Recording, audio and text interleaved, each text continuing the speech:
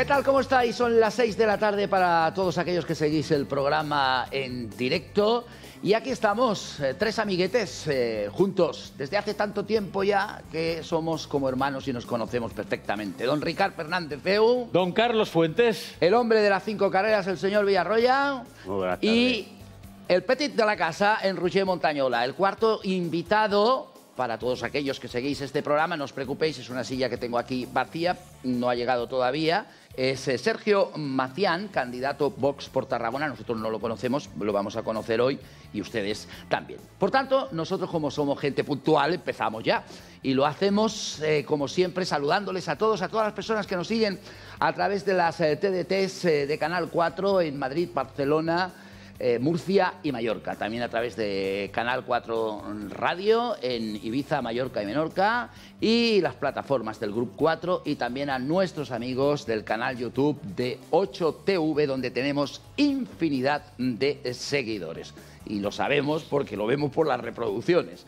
Por tanto, vamos a empezar. Espero que hayáis pasado un buen fin de semana. Ha hecho mucho calor. Ahora aquí hablábamos que ha hecho mucho calor. Sigue haciendo calor. Y sigue haciendo calor. Yo no sé si eso afecta al rendimiento del fútbol. De momento la Liga está al rojo vivo. Pues mire, hace calor, pues hace la Liga rojo vivo, la Champions a rojo vivo que tenemos esta semana. Es verdad. Mañana es el Barça, ¿no? Mañana Barça PSG y el Borussia Dortmund Atlético de Madrid. Y el miércoles Manchester City Real Madrid y Bayern Múnich Arsenal. Madre mía. Y el jueves Europa League y Conference League. Hay que felicitar a Xabi Alonso, que ganó la Bundesliga este domingo, ayer, con un equipo que no había ganado nunca la Bundesliga. Y él, en el segundo año que está de entrenador, ha ganado la Bundesliga a 5 jornadas del final, sin perder ningún partido. Es decir, que está haciendo una temporada y clasificado para la final de la Copa de Alemania. Es decir, que está haciendo una temporada perfecta Xabi Alonso en el Bayer Leverkusen. Vale mucho ese chico, ¿verdad? Sí, hombre, tenía oferta este verano para ir a equipos grandes, pero ha decidido quedarse en el Leverkusen una temporada más. Bueno, y veremos. Hombre, yo creo que ofertas no le van a faltar tampoco la temporada que viene, independientemente de lo que Leverkusen haga o deje de hacer la temporada Aquí lo que está corriendo como la pólvora es, claro, el entrenador del Barça, que no para de ganar partidos, pero que dijo que se iría. Bueno, eso lo ha dicho Xavi. él. No, habrá que ver si lo cumple a final de temporada. Yo no tengo noticias de que no vaya a pasar, pero bueno, veremos. ¿Sabes que estuve cenando con mi amigo Rafa Márquez, el entrenador del Barça? Sí, pero ya le he dicho que no tiene ninguna posibilidad de ser pero sí, el entrenador del primer equipo. Por ahora, eso, le he dicho que estuvimos hablando de fútbol. No, claro. Espera un momento, tiene que ir por la otra puerta, por favor, ¿vale? Para que le pongan el micrófono. ¿De acuerdo? Es nuestro invitado que ya ha llegado, nuestro cuarto invitado. Vaya por allí, salga. Tengo aquí al invitado, por favor, chicos, a ver si podéis recogérmelo. Entonces, que decía que estuvimos hablando de fútbol. Muy bien. Hombre, él es entrenador del Barça Atlético. Por eso. No le va mal. Y esta semana es el derbi, esta semana en Madrid. Voy, Ricardo. Que voy a Santiago Bernabéu. Creo que el estadio es espectacular. Eso, me ha invitado un amigo mío. Hombre. Pero me ha invitado un amigo mío en un sitio que... En el parque. No, en el parque no, pero un amigo que está bien situado. Sí, y por primera vez se va a celebrar el partido, según tengo entendido, con el estadio cubierto. No, no es la primera vez, ya ha jugado. El otro día jugaron también. ¿Y por qué? Si no llueve. Bueno, es igual. Porque el tema del sonido, cuando la gente anima... Sí. Pues es más fuerte, se queda, y entonces dice que... ¿Pero eso es legal hacerlo? Sí, se pide permiso y si la federación lo concede, pues... Aparte, si uno hace una inversión, como lo que ha hecho el Real Madrid en un estadio, que tiene un de esto retráctil, que lo puedes poner, evidentemente vale la pena jugar en campo propio. Quien sabe de fútbol aquí, evidentemente, es este señor, pero esto me parece que es de a veces cuando uno juega en campo propio, siempre... digamos que juega con un factor, otro jugador que es el público. Claro. Si tienes el techo cubierto, la capacidad de hacer ruido y de animar se nota muchísimo. Oye, más. y en el estadio que está construyendo el Fútbol Club Barcelona también habrá posibilidad de no, lo que pasa es que creo que el Camp Nou, si no me equivoco, no es un 100%, es decir, lo que es el terreno de juego no va a quedar cubierto, pero a diferencia de ahora, toda la gradería queda cubierta por una quedará protección. solamente un pequeño espacio Pero lo bueno es que esté todo cubierto, hombre. Claro, si no está cubierto no se puede... Bueno, más que nada es por cuando hay días que hay lluvia muy fuerte. No llueve nunca. Organización de conciertos, que el estadio, y por ejemplo, el estadio Santiago Bernabéu es un estadio que van a aprovechar para hacer cantidad de conciertos. Bueno, tenemos ya 2 conciertos de Taylor Swift, que está ya todo vendido, que el Madrid se va a llevar casi 50 millones. Eso es una fuente de ingresos importante. Además, en el Bernabéu, ya que estamos con esto, hay una cosa muy interesante, que es que lo que es el campo como tal, hay un sistema que guarda la hierba en diferentes, como si hubiera pisos por debajo, y eso, desde un punto de vista de tecnología, es fantástico. Bueno, yo le enviaré una foto, señor Villarroya, este domingo cuando esté viendo el Madrid-Barça en el Santiago Bernabéu, que me hace mucha ilusión. Es que de verdad que se lo digo, que me hace mucha ilusión. A ver si va a ser usted gafe. Que lo sea. No, hombre, ese gafe, pero sí, seguro que el Madrid está bien preparado, ¿no? Nuestros telespectadores de Madrid, que nos siguen en Madrid, nuestros telespectadores de Barcelona, nosotros somos neutrales, o sea, aquí estamos al lado de todos, aquí precisamente hay diferentes... En esto no soy neutral, igual que el señor Pilar. Claro, porque aquí tú eres del Barcelona, del Barça. Y yo también. Y Ricardo también. Y él es del Madrid y yo soy del Sabadell. Damos la bienvenida a nuestro cuarto invitado, el señor Sergio Macián, candidato de Vox por Tarragona. Buenas tardes, bienvenido. Buenas tardes a todos. Gracias. Estábamos hablando porque la ciudad está imposible, para que viene de fuera. Sí, eso, es terrorífico. Eso ya sabemos que es así, pero bienvenido, gracias por venir. Gracias, un placer. Y vamos a empezar ya el tema. Estamos haciendo un poco de charla mientras que llegaba, pero ya vamos a empezar porque sé que estáis ahí esperando el teléfono, mi querida Judith, nuestra realizadora, que nos lo pone aquí, 690-710274. Y vamos a hablar de esos temas que hoy la gente ha hablado. Son los temas que la gente ha hablado. Hay uno que no para de hablar la gente últimamente, y no sé si es también provocado porque el presidente del gobierno, Pedro Sánchez, lo ha sacado a escena, que es la vivienda. Atención, escuchen a Pedro Sánchez, que ha defendido este fin de semana que esta legislatura va a ser la de la vivienda. Que esta legislatura va a ser la legislatura de la vivienda, que vamos a hacer que lo que representa hoy un sueño irrealizable para muchísimos millones de españoles y españolas, también en Euskadi, sea una realidad palpable. Vamos a multiplicar, como hemos hecho hasta ahora, por 8 la política de vivienda y vamos a seguir comprometiéndonos para levantar el 5.º pilar del estado del bienestar, que va a ser el de la vivienda.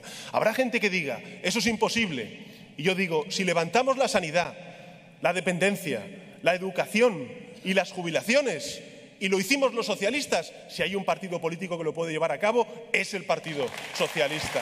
Es un gobierno liderado por los socialistas. Para que vean ustedes, ahora voy por las declaraciones, para que vean ustedes que lo que yo les digo, porque yo nunca les he mentido a ustedes, nunca. En los 2.299 programas que llevamos en diferentes cadenas, nunca les he mentido. Cuando les he dicho que tengo muchos seguidores en canal YouTube de 8TV, es así. ¿Me podéis decir cuánta gente está conectada en este momento? 2.030 en el minuto 8. Ojo, 2.030 personas que en el minuto 8 están conectados para seguir el programa. Muchas gracias a vosotros que estáis ahí, que comentáis el programa y que nos dais pistas para seguir. Y también a la gente de Canal 4, que no tengo el dato porque no lo tengo, pero en Canal 4 también hay mucha gente que nos sigue a través de la TDT, nuestro público de toda la vida, y que, por tanto, estamos muy agradecidos de verdad y de corazón tanto a Canal 4 como a canal YouTube de 8TV por dejarnos hacer este programa. Pero gracias, de verdad, porque me llama la atención que en el minuto 8 haya ya tanta gente siguiendo el programa. Vamos a esas declaraciones de Pedro Sánchez y a la pregunta que queremos compartir con vosotros, con todos vosotros, los que estáis en la TDT y los que estáis en YouTube. La vivienda, ¿cómo la regulamos? Venga, vamos a ver, aquí todo el mundo se queja de la vivienda. ¿Cómo hacemos para que la vivienda no sea un problema? Ricardo, porque parece que es un problema, ¿no? Pues yo creo que lo primero que habría que hacer es evitar cualquier tipo de regulación. Eso es lo que a mi modo de ver debería hacerse. Porque las regulaciones lo único que llevan es a que los propietarios se retraigan a la hora de poner sus propiedades en alquiler. ¿Por qué? Pues porque se producen impagos, porque llegado el momento es muy difícil sacar a un inquilino, porque si obtiene el certificado de vulnerabilidad no hay quien lo eche aun cuando no pague. Los certificados de vulnerabilidad los otorgan los ayuntamientos y los ayuntamientos en esto de la vulnerabilidad tienen la manga muy ancha. En consecuencia, mi opinión es que debería evitarse cualquier tipo de regulación. Pero claro, el Partido Socialista y sus socios tienen esa obsesión regulatoria que les lleva a inmiscuirse en todos y cada uno de los aspectos de nuestra vida. Y ahora le toca el turno a la vivienda. Cuando se regula, desciende la oferta y aumenta la demanda. Por lo tanto, los precios suben. Eso está más claro que el agua. Lo que hay que conseguir es que aumente la oferta, con lo cual los precios bajarán. Pero parece que eso no lo entienden. Mire, el señor Milei, que es un personaje tan denostado, el señor Milei, una de las primeras medidas que ha adoptado ha sido precisamente el de suprimir cualquier regulación. Ha derogado toda la regulación que había respecto al asunto de la vivienda. Y los precios han bajado de manera significativa. O sea que para la muestra, un botón. Vamos al teléfono. Juan de Vilafranca del Penedés. ¿Qué tal? Buenas tardes. Hola, buenas tardes. A ver, ¿cómo solucionamos este problema de la vivienda? Pues yo creo que pasándole las coordenadas a Vladimir Putin del Congreso, porque parece que es la única manera de que solucionemos este problema. Simplemente porque este problema les interesa que siga existiendo. O sea, están Bueno, interesados... Yo tengo 42 años, desde los 18 años viviendo de alquiler y siempre con el mismo problema. Y siempre todos los políticos dicen que lo van a resolver. Y no lo resuelven. ¿Por qué? Porque no les interesa. Muy bien, Juan, desde Vilafranca del Penedés dice no les interesa resolver este problema. 690-710274. Sergio.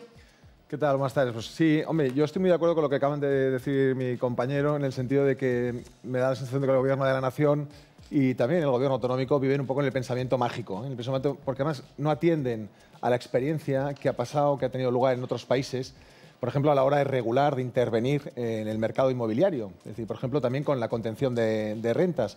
Al final, vamos a ver, nada en esta vida es gratis, ¿no? No son gratis los bonos de vivienda a los jóvenes, no son gratis, en fin, las amnistías, y tampoco son gratis pues, derogar o dinamitar la propiedad privada, que es lo que se ha producido también con la ley esta 12/23, porque al final todos son obstáculos a los propietarios, que recordemos que el parque, por ejemplo, de alquiler social, el 90% son pequeños propietarios que cada vez tienen más dificultades y más intervenida la propiedad privada, que al final prácticamente la están excluyendo, sacando del Código Civil para incorporarla ya a una especie de tenencia tutelada por el Estado. Si, oye, tener un piso es complicarte la vida con la posibilidad de que te impongan multas, de que te expropien el uso, de que te digan por qué precio la puedes alquilar, y al final todas estas regulaciones, como se ha dicho, efectivamente pues suponen bueno, pues excluir viviendas del mercado inmobiliario, encarecer los alquileres. Por ejemplo, una manifestación evidente, es decir, cuando se regulan zonas tensionadas, automáticamente el alquiler crece en las zonas de alrededor que no son tensionadas. Es decir, al final esa regulación es absolutamente necesaria, ineficaz, ¿no? Vale, pues vamos al teléfono, nos vamos a Madrid. Alejandro, ¿qué tal? Buenas tardes desde Madrid. Hola, ¿qué tal, Carlos? Buenas tardes. Buenas tardes, Alejandro. A ver qué nos dices tú desde Madrid. Bueno, pues lo primero de todo, felicitaros por el programa. Os sigo todos los lunes, cada vez que puedo, más que nada porque soy fan del señor Villarroya, aparte del programa. Muy bien. Quería también mandarle un saludo al señor Villarroya a todos, pero personalmente a él en particular, porque que sepa que hay muchos jóvenes, yo que tengo 34 años particularmente,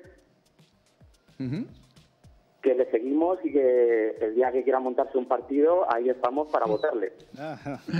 Y luego, para lo del tema de la vivienda, contestar a la pregunta de cómo la regulamos, para mí, mientras que la vivienda esté en la Constitución como un derecho, si hace falta, a los que especulan con los derechos, expropiar. Y pues ya está, solo quería decir eso. Muchísimas gracias por atenderme. Y camarada Villarroya, muchas gracias por la labor que usted hace. Muchas gracias, Alejandro. Desde Madrid, 690-710274. Miren este titular. Baleares lidera la subida nacional del precio de la vivienda y roza las cifras de la burbuja inmobiliaria. Roger Montañola, tú que eres joven. Bueno, soy joven, pero no tonto, espero. Y comparto plenamente, como suele pasar, el discurso de mi querido amigo Ricard Fernández Deu, por una razón muy simple, porque los datos muestran que las cosas son como son. Lo que pasa es que cuando uno mira los estudios sociológicos que se hacen, las encuestas, etcétera, se dará cuenta de que pese a que hay elementos de sobra que muestran que la limitación de precios disminuye la oferta, con lo cual es más difícil tener un piso que antes, si no, váyase usted a Estocolmo y verá que tendría que esperar 8 años para poder tener un piso de protección oficial, un piso de alquiler normal, Berlín, es decir, esto ya ha pasado en muchos sitios del mundo. Pero, volviendo a lo que decía, se dará cuenta de que hemos perdido la batalla cultural desde hace mucho tiempo, desde una perspectiva económica, creo yo. Y como la hemos perdido, cuando se pregunta al conjunto de la población, el apoyo a la limitación de precios, porque desde un punto de vista de vocabulario suena muy bien, pues gana. ¿Y el político qué quiere? ¿Hacer buenas políticas o mantener su puesto de trabajo? Generalmente lo segundo, y lo primero ya sí eso. Entonces, como sabe que el discurso, aunque sea, repito, erróneo, le permite tener un apoyo mayoritario, se lanza a desarrollar propuestas que además son difícilmente aplicables, pero eso da igual, porque nadie lo sigue. Con lo cual, tenemos un desconocimiento general del funcionamiento de la economía.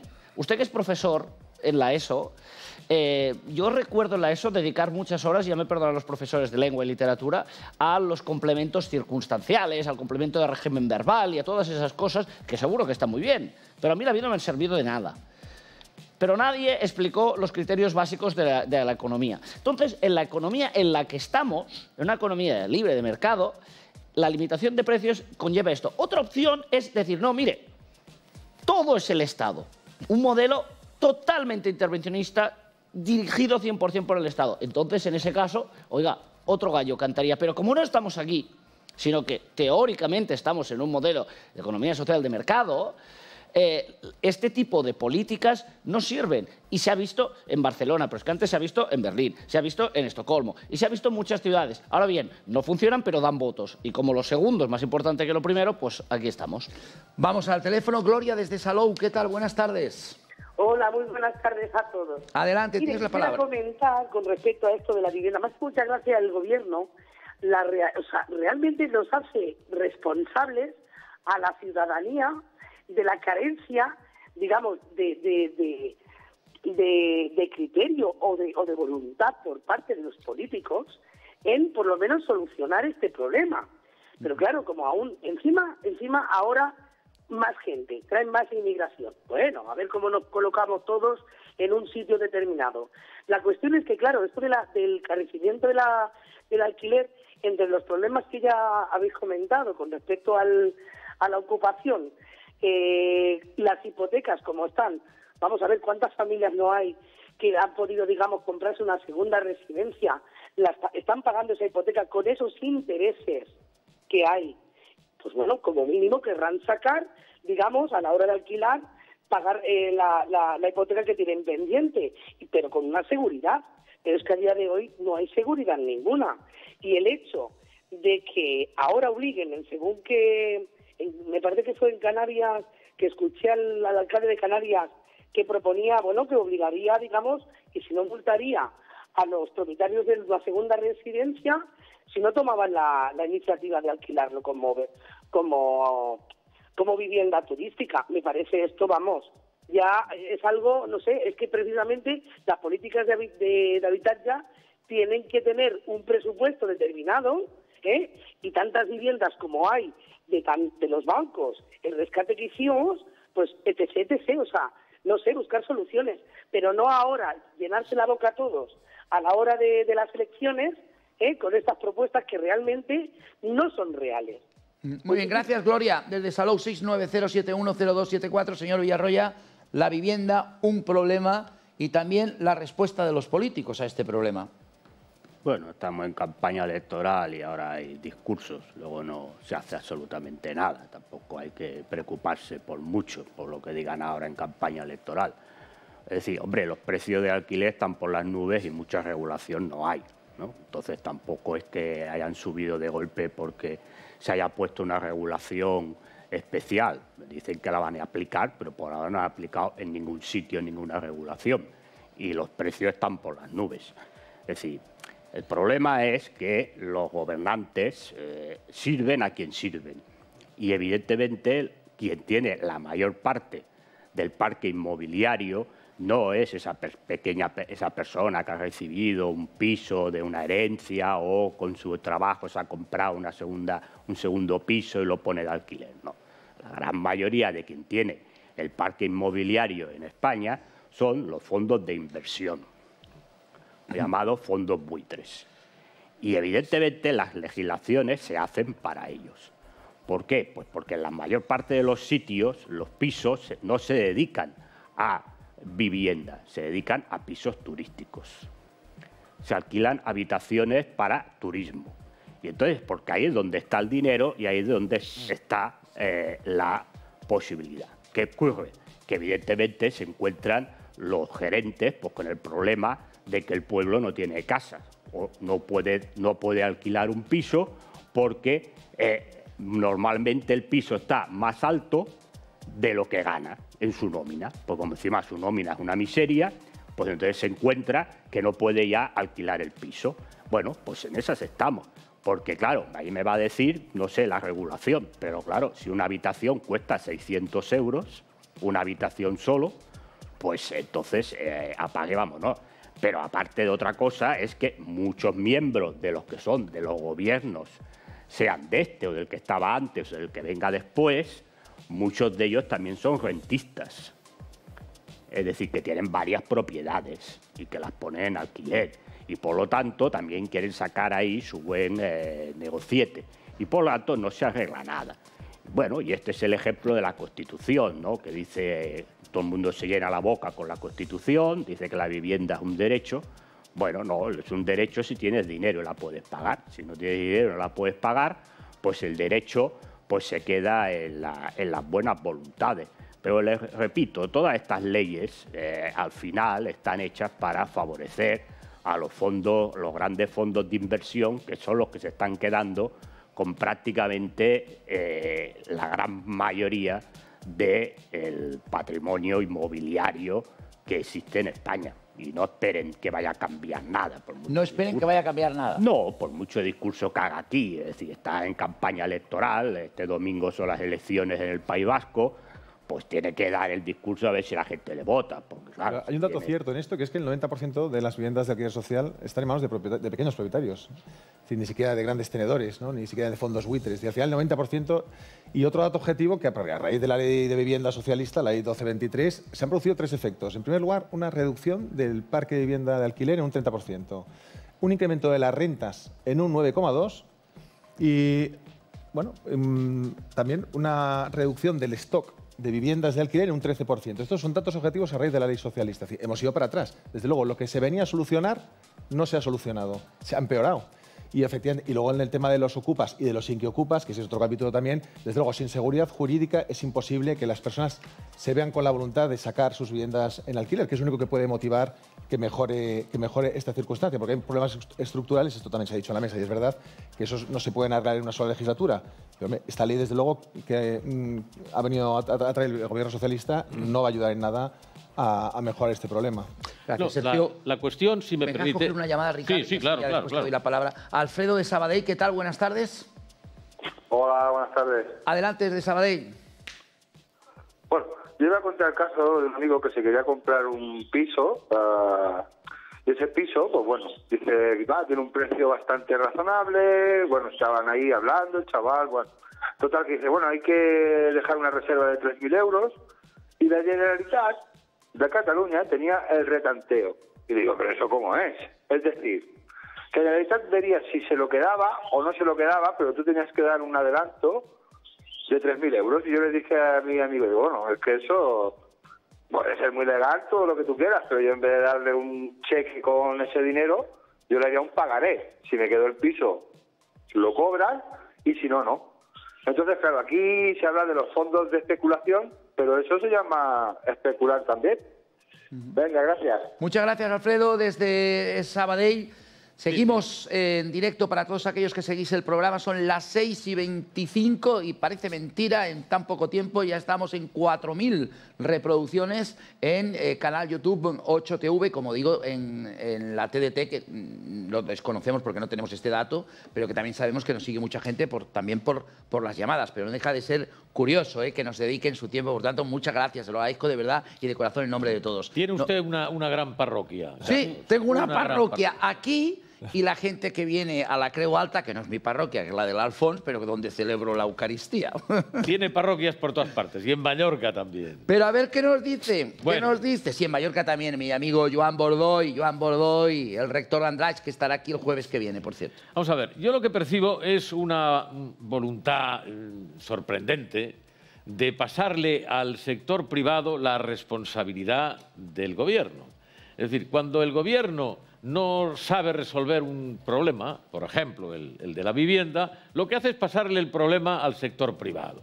Y entonces se dedica a intervenirlo. O sea, esa vocación intervencionista es la que a mí me produce asombro. Bueno, hasta cierto punto asombro, porque ya sabemos por dónde circulan los intereses del gobierno en estos momentos. Dentro de poco, a los médicos, a los abogados, a los electricistas, a los registradores de la propiedad, les van a poner también topes en sus minutas, van a tener la osadía de determinar exactamente qué es lo que puede cobrar cada profesional por prestar un determinado servicio. Lo que tiene que hacer el gobierno es construir vivienda pública. Construir vivienda para que la gente a un precio módico pueda alquilar su hábitat y pueda desarrollar su vida. Y que la gente joven pueda tener la oportunidad de emanciparse. Y, bueno, pues algo tan sencillo como eso, vivienda pública. Aquí en España, en los años 50 y 60, se construyeron cientos de miles de viviendas. Hasta hace poco todavía había esos letreritos en la puerta donde indicaba este edificio está sometido al sistema de protección de no sé qué, es de renta limitada, etc. Y eran pisos de alquiler. Y la gente que no disponía de posibilidades para comprarse una vivienda o para alquilar al precio, digamos, de mercado, pues tenía ahí una salida. Decía José Miguel, cuando no hay regulación, por ejemplo ahora, que no la ha habido hasta recientemente, los precios por las nubes. Claro, porque la gente no pone los pisos en el mercado. El propietario de los pisos, en vez de ponerlos en alquiler, lo que hace es cerrarlos. Los cierra porque tiene miedo.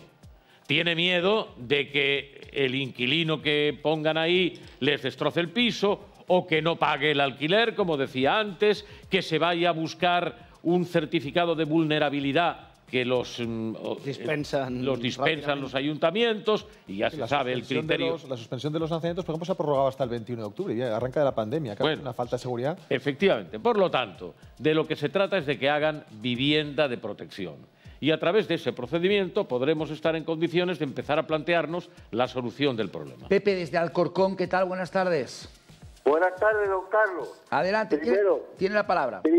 Primero saludarle a usted, que es un tío estupendo, y al señor Villarroya igual. Bueno. A ver, voy a dar dos ideas, a ver si son válidas o no. Vamos a ver, la vivienda. La vivienda para hoy, yo lo cogería en todas las viviendas que hay vacías ahora, que las hay, y las hay por miles, las cogería al Estado. O sea, que la llevara el Estado. ¿Hasta cuándo? Esa es la primera. Y ponerle un alquiler adecuado a la gente. Hasta que construyeran viviendas sociales en las zonas tensionadas, en Madrid, Barcelona, las que fuesen, 200.000 en un lado, 100 en otro. Hasta que eso estuviese construido, porque claro, una vivienda no se hace de la noche a la mañana. Pero eso empezar ya mañana mejor que pasado, porque la gente tiene que vivir en algún sitio. Y a raíz de ahí, cuando ya estuviesen todas esas viviendas, pues nada, que pasara cada una a su propietario y que hiciese con ellos lo que me diese la gana. Quisiera que me diese el señor Villarroya su opinión, a ver qué le parece la idea. A ver qué le parece. Gracias, Pepe, desde Alcorcón. Se ha cargado este señor de un plumazo la propiedad privada. Y la seguridad jurídica.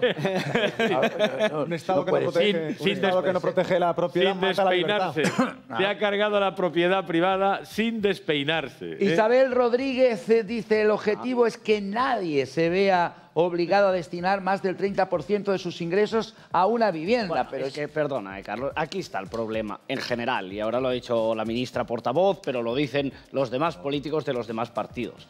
Es decir, el objetivo es que nadie se vea obligado... Sí, no, sí. ¿Estamos en Navidad? No. Vale. Entonces, los deseos para los individuos. Los gobiernos, las decisiones. Gobernar, ejecutar, analizar y desarrollar. Pero los deseos para aquellos que tengan sueños. Es decir, lo que no puede ser es que las ruedas de prensa del gobierno, y hablo del gobierno actual, pero podría hablar del gobierno anterior, del gobierno de la Generalitat, del gobierno de Euskadi o del de Andalucía, me da igual. Son, bueno, una especie de retahíla de deseos, de buenapersonismo metido en el diálogo político que tiene como objetivo decir cosas que, como saben, que nadie contrasta y que nadie controla. Porque al final uno, cuando va a las elecciones, ni uno es ni uno, ni nosotros mismos vamos con un papelito mirando el nivel de desarrollo de las promesas electorales que se han desarrollado. Pero ya en elecciones, mira, pero es que ya es el día a día. ¿Por qué? Porque esto genera titulares. Y repito, es un titular muy agradable a la vista de cualquiera, decir... Oiga, solo el 30% de tu salario en vivienda. Bueno, pues vamos a hacer el cuento de la lechera. Si uno gana tal, el 30%... Ah, perfecto, me queda el 70%, ¿no? Es que no funciona así, es un poco más complejo el mundo, la economía y la sociedad. Y yo creo que lo que más se demanda, o yo más pediría a los responsables públicos de este país, ya no es que hagan las políticas públicas que a mí me gustan. Esto ya lo he dado por muerto desde hace mucho tiempo, como usted sabe. Ahora bien, que al menos traten a sus ciudadanos como adultos y como personas que tienen conocimiento de las cosas. Porque realmente hay dos factores preocupantes cuando hay este tipo de declaraciones. Uno, quien las hace. Y el segundo es, ¿y cómo es que el que las recibe no se enfada? Bueno, no se enfada, pues porque no sabe. Ya. Y aquí tenemos un problema que es difícil de discutir. Porque el nivel de quien las hace se corresponde al nivel, casi y con perdón, y con perdón, y con todo el respeto, recibe. Y con todo el respeto, faltaría más a la audiencia, a la persona que nos ha llamado anteriormente. Claro, este señor, lo que ha dicho, estoy seguro que ha habido otra gente en casa que ha dicho, muy bien, claro que sí. Oiga, señor, que se acaba usted de cargar la seguridad jurídica y el derecho a la propiedad privada. Que no, oiga, que no puede ser, que estamos en un país... Pero esto suena bien, Sí, claro. Pero suena muy bien. Entonces, lo que ha hecho especialmente una parte del espectro político de nuestro país, creo yo, a la izquierda, es ganar una hegemonía cultural en el vocabulario, que es formidable. Fíjese que en algunos temas, ahora todo lo que era no sé qué, ahora son violencias de no sé cuál. Ya no hablo de violencias machistas, no, hablo de otras cosas, ¿no? Pobrezas de todo. La pobreza, pues la pobreza energética, la pobreza de no sé qué, la pobreza de la... Oiga, es decir, han construido un diccionario muy habilidosamente, por su parte, hay que felicitarlos, pero que no se corresponde con la realidad. Entonces, el gobierno de turno simplemente hace proclamas porque sabe que nadie va a ir más allá de las proclamas, pero van a sentir que lo que tienen delante son buenas personas y la gente quiere votar a lo que ellos creen que son buenas personas y no buenas políticas, que es lo peor de todo. Ahora hablaremos, porque claro, es que quien gobierna actualmente en España es un gobierno de izquierdas. Ahora hablaremos de qué medida ayuda en la vivienda a la gente que necesita también que se gestione desde la Administración. Marco Antonio de Ripoll, ¿qué tal? Buenas tardes. Hola, buenas tardes. Adelante, tiene la palabra.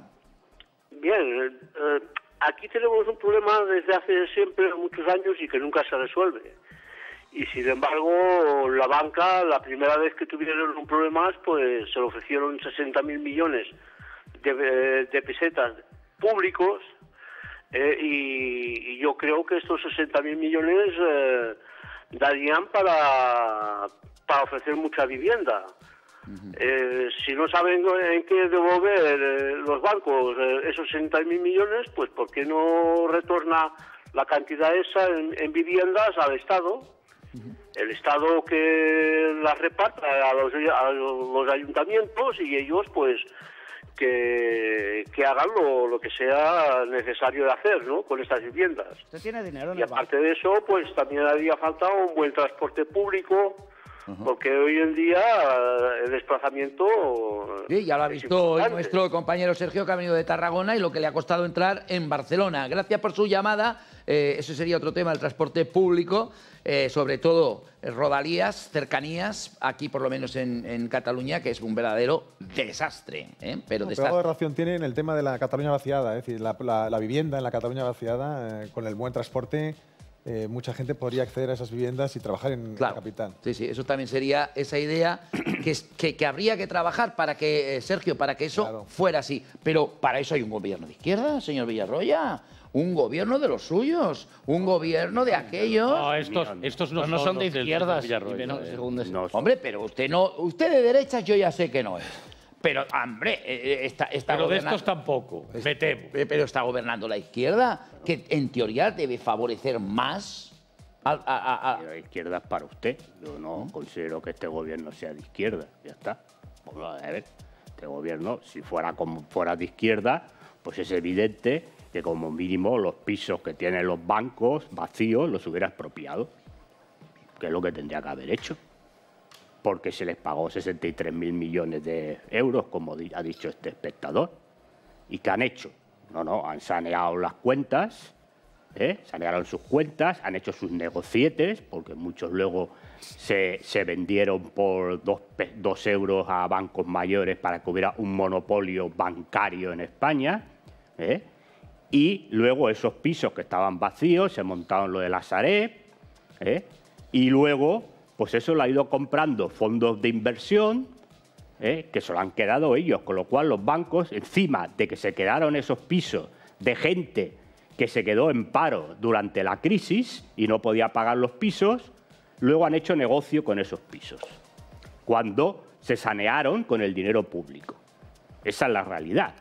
Pues entonces, es decir, pues si eso fuera un gobierno de izquierdas, como usted dice, yo no digo que le quiten el piso a la persona que ha tenido una herencia y ha recibido un piso, pero todos esos pisos que están vacíos, que por cierto no pagan ni la comunidad de vecinos, y se lo digo por experiencia, porque en mi escalera había 4 pisos, no pagaban ni la comunidad de vecinos, no pagan la comunidad de vecinos, no pagan las derramas, no pagan absolutamente nada, pues esos pisos se los podía haber expropiado si fuera un gobierno de izquierdas y ponerlo a precio de alquiler social.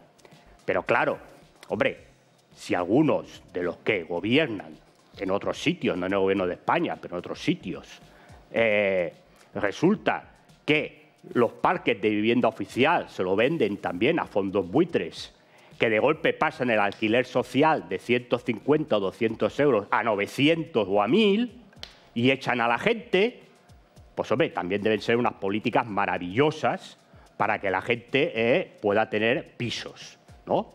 Y así vamos. ¿Por qué? Porque al final unos y otros y unos solo sirven a los intereses de los que mandan de verdad, que no son ellos. Y entonces, como los que mandan de verdad, unos de ellos son todos estos fondos de inversión que controlan todo, las políticas se hacen para estos fondos de inversión.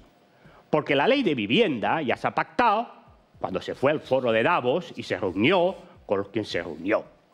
Pero es igual que este gobierno, porque si entran los otros, no lo tocarán, harán lo mismo, porque ya es lo que interesa para que estos fondos de inversión sigan viniendo, porque se dice que estos produzcan riqueza en España. Bueno, pues ya está, este es el tema. Por lo tanto, esperar que este gobierno o el que venga después vaya a solucionar ningún problema de la vivienda, pues digo lo que decía Dante cuando en la puerta del infierno, pierdan toda esperanza al entrar aquí. Esta es la realidad de lo que tenemos. Sergio, te voy a dar la palabra ahora después de para que me digas... Déjeme brevemente añadir una cosa a lo que ha dicho José Miguel Villarroya. Tiene razón en un aspecto, y yo se la doy. Porque, claro, una cosa es defender la propiedad privada, de la que yo me manifiesto absolutamente defensor, y la seguridad jurídica, como decía Roger Montañola.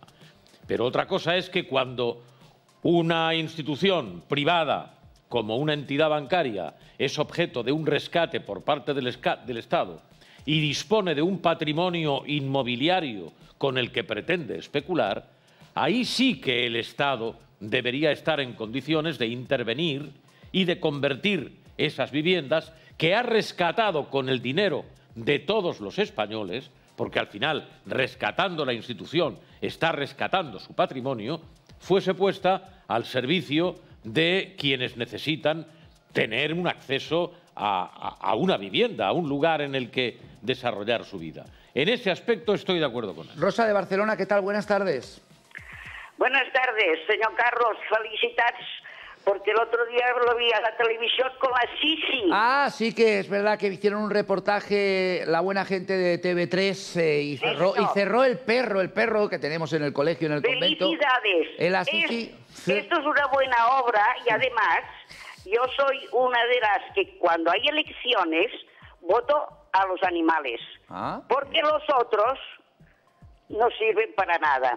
Por lo menos los animales hacen compañía, te entienden, saben cuando estás bien y enfermo.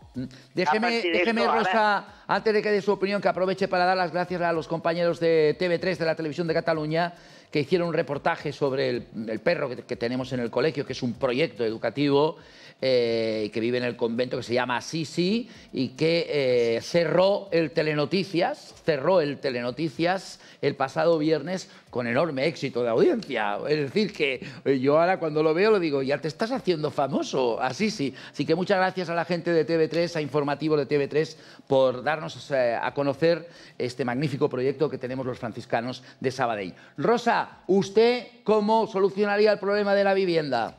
Es el mejor amigo del hombre. Sí. ¿Cómo solucionaría usted el problema de la vivienda? Pues el problema de la vivienda yo lo solucioné en principio. El otro día también dieron un reportaje que toda la gente que trabaja en Ibiza se tiene que ir a vivir a Mallorca, coger un avión y de ahí vuelta, porque no pueden vivir, tienen que vivir en caravanas. Con esto solo ya le tengo todo dicho. Muy bien, pues muchas gracias, Rosa. Le agradezco su llamada. Seguimos aquí, 690-7102-74. Sergio, el señor Villarroya dice que esto no lo va a solucionar nadie, ni los que hay, ni los que puedan venir. Tú estás en la política, eres candidato por Vox, por Tarragona, y nos gustaría que nos dijeras si eso es así. Porque entonces perdemos poca esperanza. Para el que nadie tiene una varita mágica, en esto puedo estar de acuerdo. También puedo estar de acuerdo, como ha dicho el señor Villarroya, en que hay una serie de viviendas, por ejemplo, de la Sareb, pero hay que relativizar mucho esos términos. Al final son unas 6.000 viviendas. Tienes una regla el problema de la vivienda en España. Que sobre esas viviendas hay que destinarlas al alquiler social, completamente de acuerdo, pero por la vía de la negociación. Y el Sareb ya se ha venido a esto, no por la vía de la expropiación. Es que cuando oigo la palabra expropiación, a mí se me ponen los pelos como escarpias, porque empezamos ya con esas democracias tan deterioradas como las democracias de Hispanoamérica, como Venezuela, como Cuba y estos sitios en los que ya el Estado toma el control. Que, por cierto, cuando hablamos y es verdad, para mí la primera medida necesaria sería, como digo, pues incrementar ese parque de vivienda pública, pero tanto en propiedad como en alquiler, porque solo en alquiler... ¿Y por qué no se hace?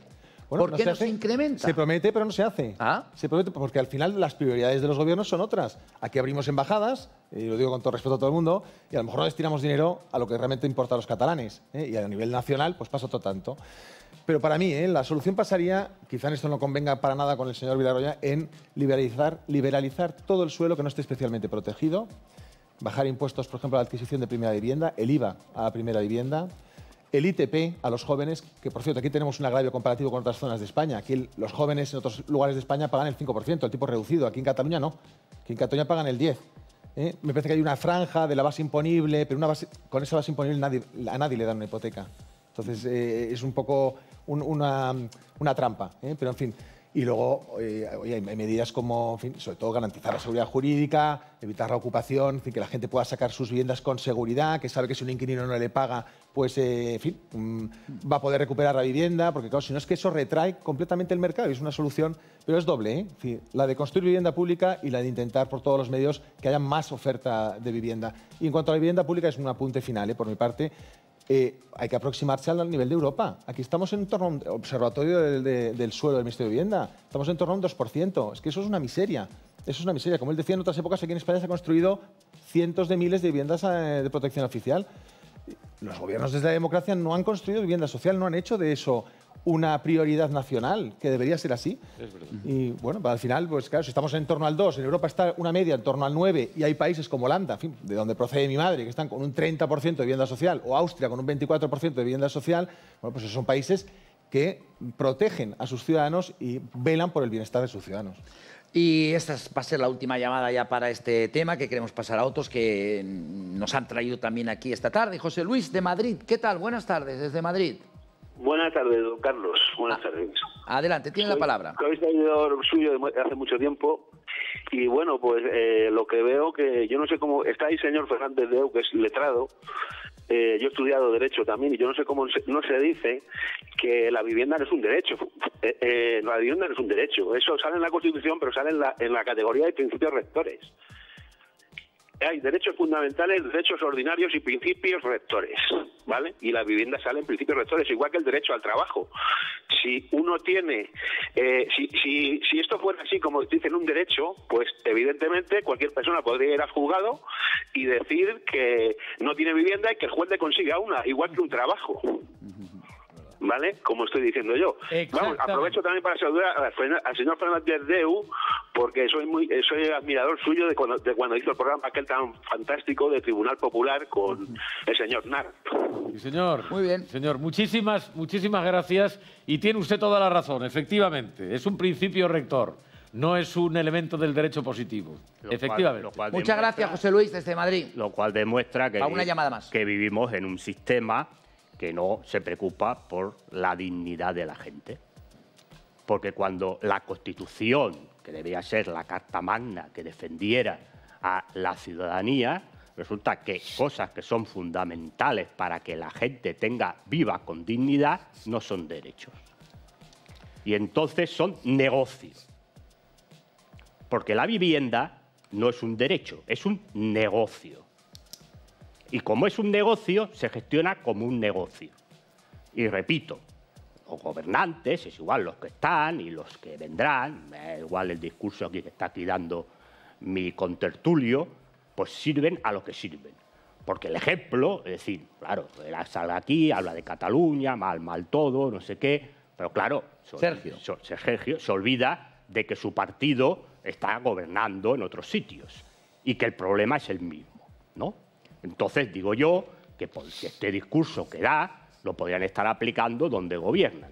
Y ahí estamos aplicando. No estáis aplicando porque estáis vendiendo. En Castilla y León los impuestos sobre la vivienda son diferentes. Vale, los impuestos sobre la vivienda, exacto. Pero ayudan a los jóvenes, ¿eh? Ayudan a los jóvenes. Sí, ayudáis a todos los jóvenes. Yo intento ayudar a todo el mundo. No, pero digo, no te estoy diciendo a ti. Un sistema tributario que beneficia a los jóvenes en el acceso a primera vivienda. Sí, a la primera vivienda, exacto, claro. Ahora, no gobernamos en la nación. Si gobernamos en la nación, si gobernáis a la nación, si gobernáis a la nación, vamos a tener todos 7 pisos. Otro gallo cantaría. Sí, vamos a tener todos 7 pisos. No hace falta. Vamos a tener todos 7 pisos. Porque vamos, va a bajar el precio del piso. Solo tiene la CUP. Si yo no soy de la CUP, a mí no me expliques. A mí no me cuentes ni de la CUP, ni de Podemos. A mí no me cuentes historias porque a mí ninguno de los que están en los congresos, ni en los parlamentos, ni en los ayuntamientos me representa. Por lo tanto, a mí no me vengas con cuentos de lo que diga la CUP, o diga Podemos, o Sumar, o el PSOE, o no sé qué, porque por ahí no me vas a enganchar. Pero yo te estoy diciendo que, claro, lo que hacéis es vender los fondos, los pisos de protección oficial a fondos buitres, que están desahuciando a la gente. Ya está. Entonces, esto es lo que estáis haciendo. Lo hace el PSOE. No, lo hace el... Perdona.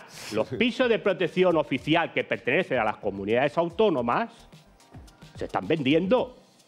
Perdona, los que pertenecen a las comunidades autónomas, en algunos de los que estáis vosotros, se están vendiendo a fondos buitres, que están desahuciando a la gente porque no puede pagar el alquiler porque se le ha subido un discurso no. La realidad. Que no se aproxima en términos reales. La realidad. ¿Cómo lo puede demostrar? Entre usted, ponga ahora que entre en Google y entre donde gobiernan estos señores y que saquen pisos de protección oficial que eran de protección oficial que se ha vendido a fondos buitres. Ya está. Y si no, entre en la Comunidad de Madrid hay 20.000. Ya está. Entonces no vengamos con historias.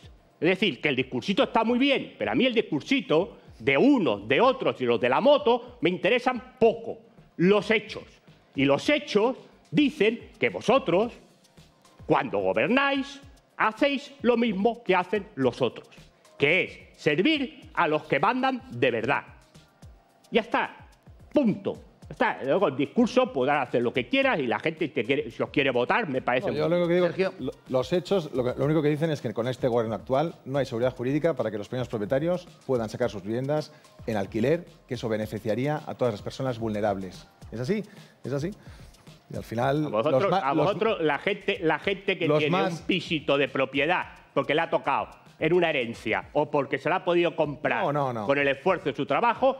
os importa un bledo. No nos importa, es la excusa que sacáis para hacer vuestro discurso político. Mira, yo te voy a decir una cosa. Porque donde gobernáis, yo voy a eso. Como decía el Evangelio, como decía el Evangelio, por sus hechos los conoceréis. Es decir, haced lo que ellos digan, pero no lo que ellos hagan.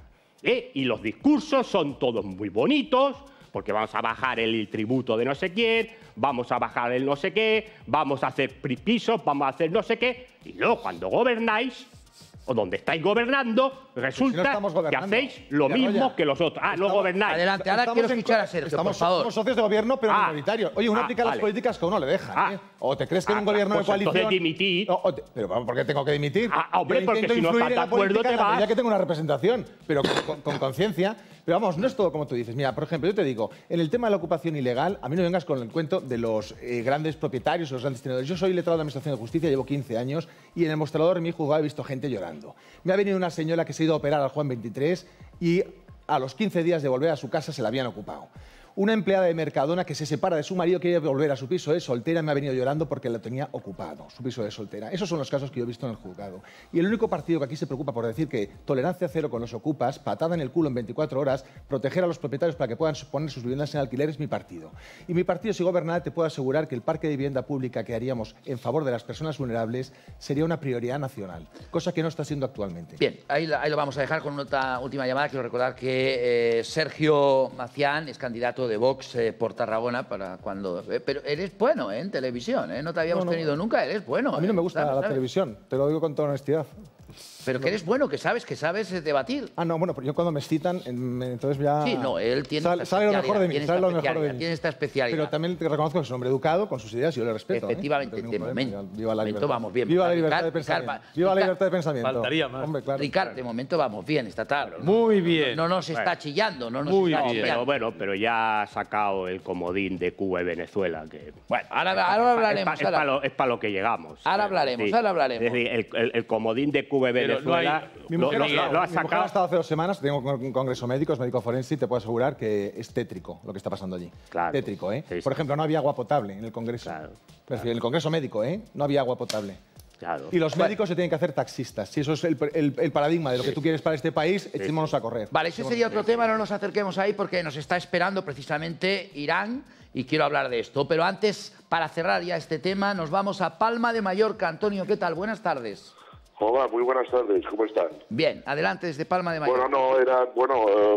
Lo último que ha dicho el señor de Vox, que estoy totalmente de acuerdo con él. Mire, yo soy un trabajador y tengo un piso que me dieron de herencia a mis padres y lo tengo alquilado y hace 1 año que no me pagan. Fíjate. Y aquí no pasa nada. Eso se tengo que pagar procurador, tengo que pagar comunidad, basuras, y los tengo ahí y no puedo hacer nada. Encima me dice mi abogado que ni me acerque, que encima me pueden denunciar. Por extorsión. A ver, ¿usted cómo lo ve? Yo no sé qué decirle, pero si el Estado o el Gobierno protegiese un poco a los propietarios o les diese una garantía, yo creo que muchos pisos que están vacíos, como han dicho ustedes, se alquilarían y el mercado se regularía. Habría más ofertas. Eso es mi opinión, quiero ser breve. Muy bien, muchísimas gracias. Lo dejamos aquí, yo creo que ha sido muy interesante esta casi 1 hora que hemos dedicado a la vivienda, con una cantidad de reproducciones que están en 4.800 ya, que es un indicador importante de que la gente sigue el tema, de que la gente no se va. Hoy les estoy haciendo un poco un balance también para que vean el programa, que yo lo sigo a través de las redes para ver qué interesa, qué no interesa, que es un indicador bastante importante cuando ves que nadie se va y que todo el mundo sigue y siguen comentando. Vamos a otro tema de máxima actualidad. que es lo que hemos visto en las últimas horas, y me gustaría que nos dierais la opinión también, cada uno de vosotros. Atención, todos sabemos lo que ha pasado con Israel e Irán. Hemos visto cómo Irán ha atacado a Israel, y aquí han entrado en funcionamiento toda una serie de historias que, como decía ayer en mis sermones en la iglesia, hay gente que los hombres de la violencia, hombres y mujeres de la violencia, se dedican a jugar a la guerra, y a veces los juegos acaban mal. Nuestro siguiente interrogante es: Israel-Irán, un polvorín en llamas. Nos gustaría que nos llamarais y nos dierais vuestra opinión. 690710274. Aquí tenemos un titular que dice: Israel planea una alianza global y regional anti-Irán para blindarse en futuros ataques. Estados Unidos, Reino Unido, Francia y Jordania actuaron de manera directa para interceptar los drones y misiles lanzados por el régimen islámico. No estamos, cuidado, que estamos jugando a una historia que nos puede llevar a un conflicto importante con diferentes países implicados, y parece como que esto no va menos. Siempre vamos subiendo un escaloncito, a pesar de que también la gente de paz intenta transmitir que ese no es el camino. Nos gustaría que nos llamarais y nos dijerais qué opináis. Don Ricard Fernández Deu. Vamos a ver, lo que ha sucedido en las últimas horas es algo que estaba prácticamente cantado a partir del momento en el que se produjo el ataque a la embajada de Irán en Siria.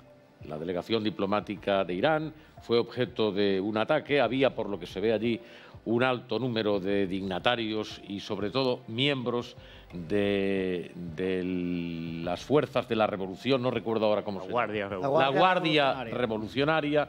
Y a partir de ese momento Irán se manifestó, además lo anunció, diciendo que iba a haber una represalia. Esta represalia se ha producido, dicen que de forma contenida. Dicen los iraníes que tiran la piedra pero esconden la mano. Dicen que se ha producido de forma contenida porque ellos ya contaban con el paraguas de protección del Estado de Israel, que evitaría, como de hecho así ha sido, que los misiles enviados desde Irán alcanzasen objetivos en territorio israelí. Bueno, todo esto son excusas de mal pagador. En definitiva, aquí ha habido, en efecto, una coalición en la práctica, porque tanto Jordania como Francia, como el Reino Unido sobre todo, y los Estados Unidos han coadyuvado en la protección de los intereses, de la integridad fundamentalmente del Estado de Israel. Todos coinciden en el hecho de que efectivamente Israel tiene derecho a defenderse, pero discrepan en el sentido de cómo y de cuándo ese derecho pueda o deba ejercitarse. Los Estados Unidos ya han dicho que ayudarán a Israel en todo lo necesario, que contribuirán a su defensa en todo lo que sea necesario, pero que no están dispuestos a implicarse en una escalada del conflicto, es decir, en producir un ataque activo a territorio iraní. En estos momentos, ahora mismo, está reunido el Consejo de Gobierno de Israel, presidido por el señor Netanyahu. Parece que también hay discrepancia en el seno del gobierno israelí. No se sabe exactamente cuál va a ser la posición que finalmente se determine, pero en todo caso Israel no va a consentir que esto se quede así. El Estado de Israel, no nos olvidemos de eso, es un Estado que permanece rodeado de potencias, de naciones que le resultan hostiles, y que la única manera que tiene de mantener su integridad y sobre todo su pervivencia es no dejarse pisar más allá de lo indispensable. En consecuencia, la respuesta de Israel seguro que se va a producir.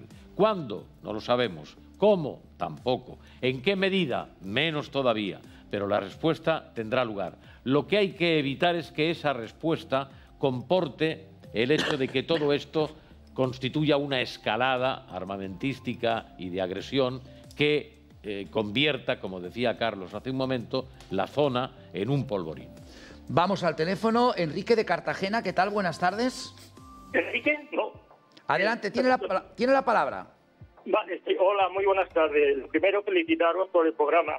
Y referente al tema esto de Israel, la verdad que más que una guerra, para mí es un genocidio por parte de Israel con el pueblo palestino, ¿no?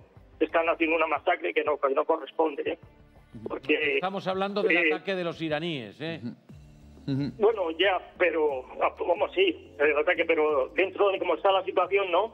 Está muy grave, ¿no? Y pienso que la ONU debería tomar medidas urgentes, ¿no? Al igual que la Unión Europea, y dejar de mirar para otro lado. Era eso. Y felicitar también al señor Villarroya, porque dice las cosas al pan y al vino vino. Exacto. Muchas gracias. Pues a ver qué dice Enrique de Cartagena. Muchas gracias. A ver qué dice. Pan, vino, vino. A ver, ¿qué es esto? ¿Qué es esto? ¿Cómo está para usted esta situación? Bueno, pues esto es porque, a ver, un país no tiene por qué soportar que otro le bombardee su embajada. Y además... O sea, ¿Irán? No, Irán no tiene por qué aguantar que Israel le bombardee su embajada. Y lo que ha hecho Irán es acogerse al artículo 51 de las Naciones Unidas, que dice que un país tiene derecho a legítima defensa.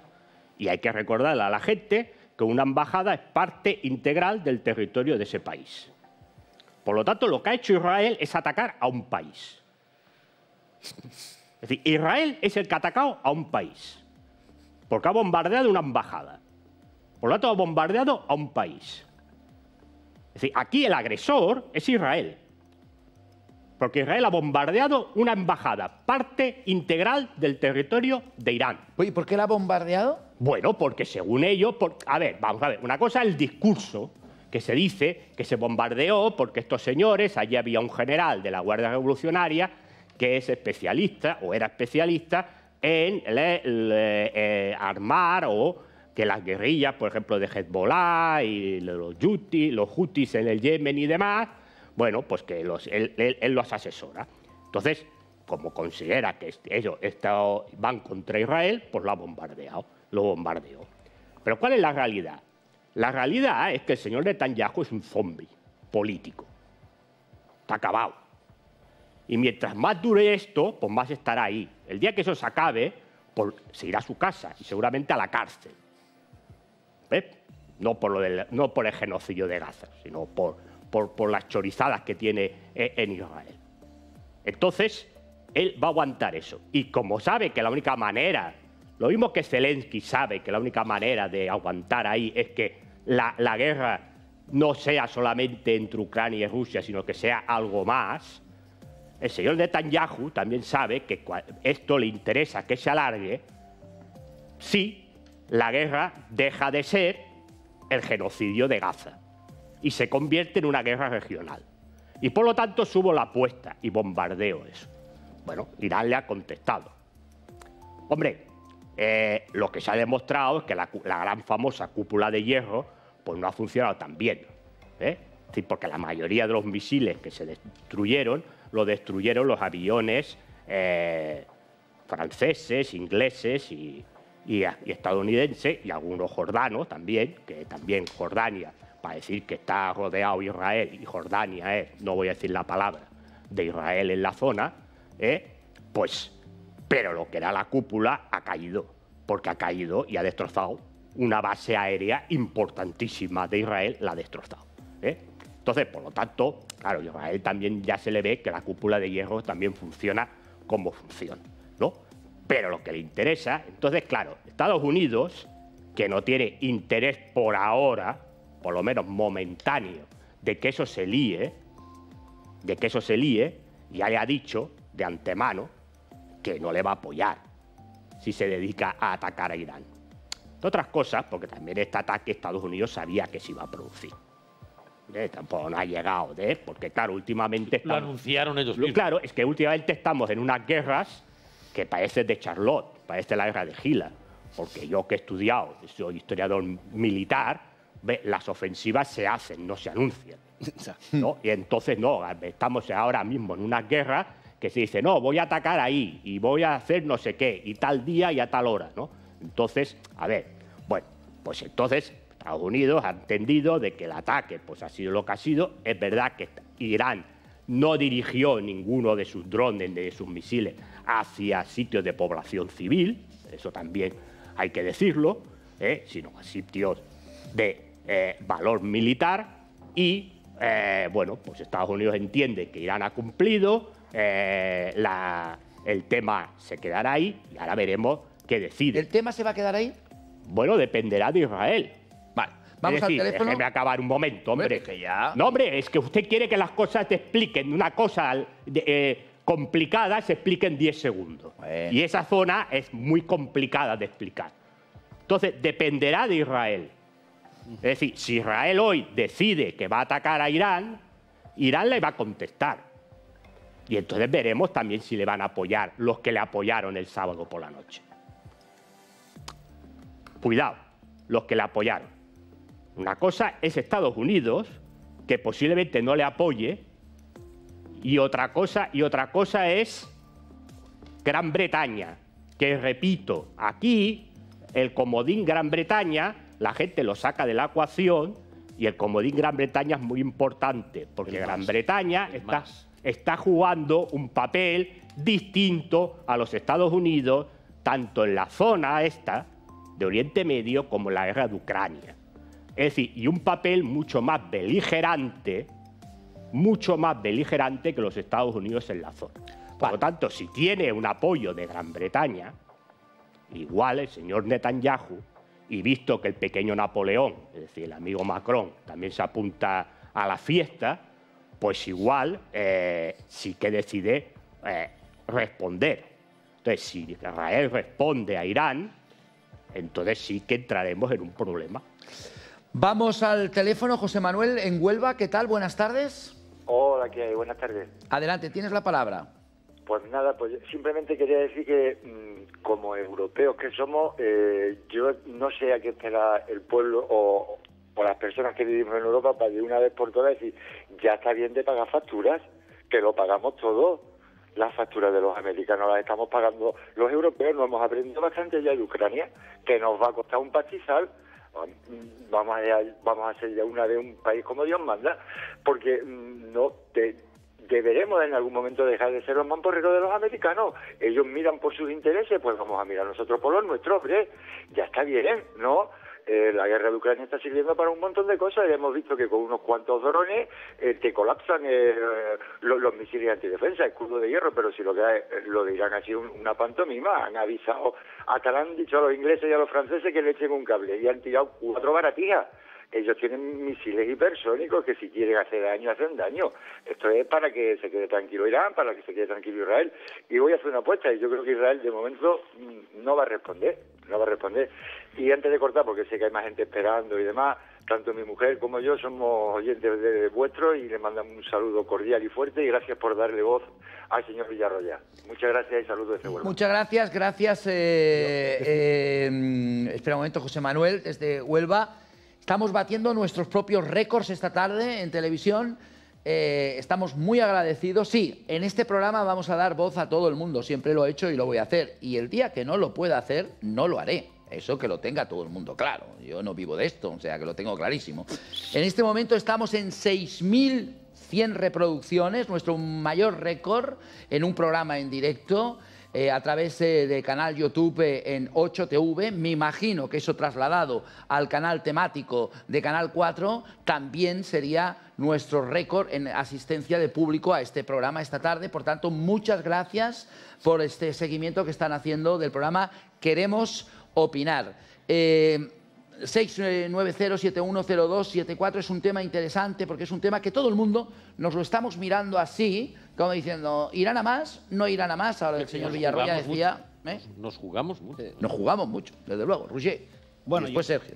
Desde la creación del Estado de Israel ha existido un polvorín de enorme complejidad en Oriente Medio, política territorial, religiosa e intrarreligiosa, que hace, en primer lugar, muy o casi imposible poder simplificar lo que ocurre ahí. A mí me sorprende muchísimo cuando hay gente que sale a la calle muy convencida de lo que está defendiendo y no tiene ni la más remota idea de exactamente de lo que estamos hablando.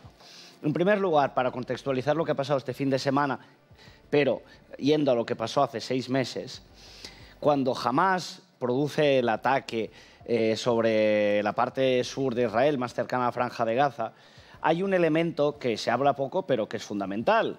No que se hable poco, se habla mucho, pero no en nuestros telediarios. Y es que hay una parte de la región, evidentemente de creencia islámica, que asume un principio de realidad por primera vez en décadas y empieza a asumir la existencia del Estado de Israel como válida y la necesaria cooperación territorial con ellos. Estoy hablando de Arabia Saudí, estoy hablando de Emiratos Árabes. En este sentido, lo que se está produciendo en Israel es una batalla también por la hegemonía cultural en el mundo islámico entre 2 grandes corrientes, que son Arabia Saudí e Irán. En este sentido, Irán, cuando combate a Israel, no lo hace con la bandera de Irán, pero lo hace detrás con Irán. Hezbollah al norte, es decir, el sur del Líbano, la frontera con Israel. Hezbollah es el partido de Dios, literalmente. No es un nombre que, ya me perdonan ustedes, pero acojona, ¿eh? ¿Quién les financia a esta gente? Irán. En Hamás, cabe recordar que la gente a veces también que sabe mucho y sabe poco, Hamás gobierna una parte de Palestina muy pequeña, que es como el Maresma, para situarnos en términos de longitud y de amplitud, que es Gaza, pero que la mayor parte de los territorios palestinos no están gobernados por Hamás.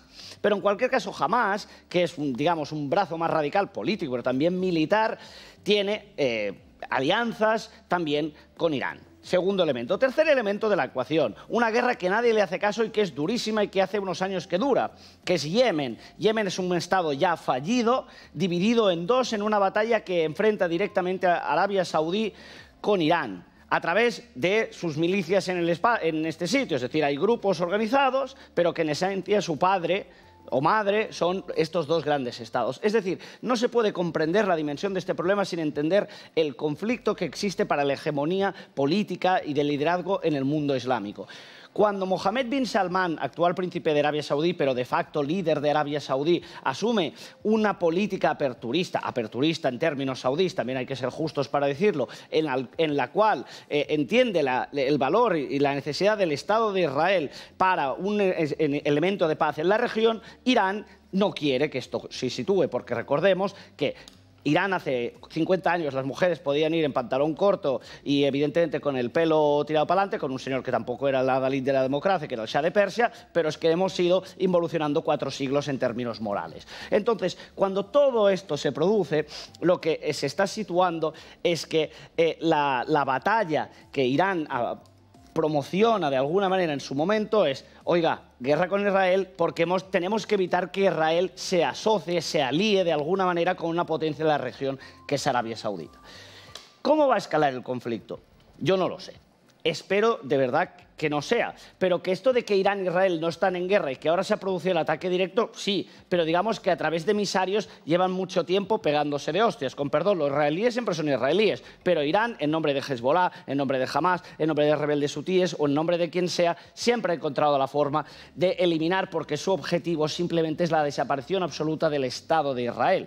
Con lo cual, con un amigo sí, no hacen falta enemigos. Por último, ¿cuál es el tema a evitar, entiendo yo? Fíjese, Yemen nunca ha sido un adalid tampoco de un país avanzado y moderno. Pero en cualquier caso, al otro lado del estrecho de Bab al-Mandeb, está Somalia, que es un estado fallido. ¿Qué puede pasar el día después? Esto a mí lo que me preocupa es que uno puede combatir con armas, pero es difícil combatir ideas. ¿Cuál será el nivel de fanatismo y radicalización de la ciudadanía, en este caso palestina, que vive en Gaza, el día después que el gobierno actual de Israel, creo que ya de forma muy fuerte, haya acabado con todo? ¿Cómo se va a gestionar el día después? ¿Va a ser posible que haya otros acuerdos o los acuerdos de Abraham lleguen adelante?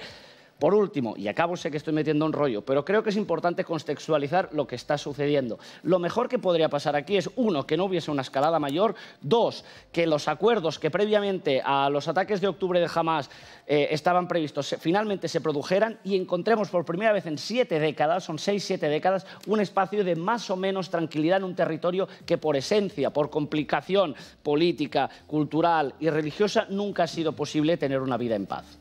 No es un rollo. Oye, es una explicación correcta que se tiene que hacer y tener su tiempo, como muy bien ha dicho el señor Villarroya. Conoce mucho. Vamos, déjame que coja una llamada que hace tiempo que están esperando. María Isabel en Sevilla. ¿Qué tal? Buenas tardes desde Sevilla. Hola, buenas tardes. Me hace usted esperar, ¿eh? Sí, no se preocupe. Y ahora tiene la palabra. Adelante. Venga. Bueno, el tema, como ha dicho el señor Villarroya, no se puede resumir en 5 minutos ni en 2 minutos. La cosa es complicada.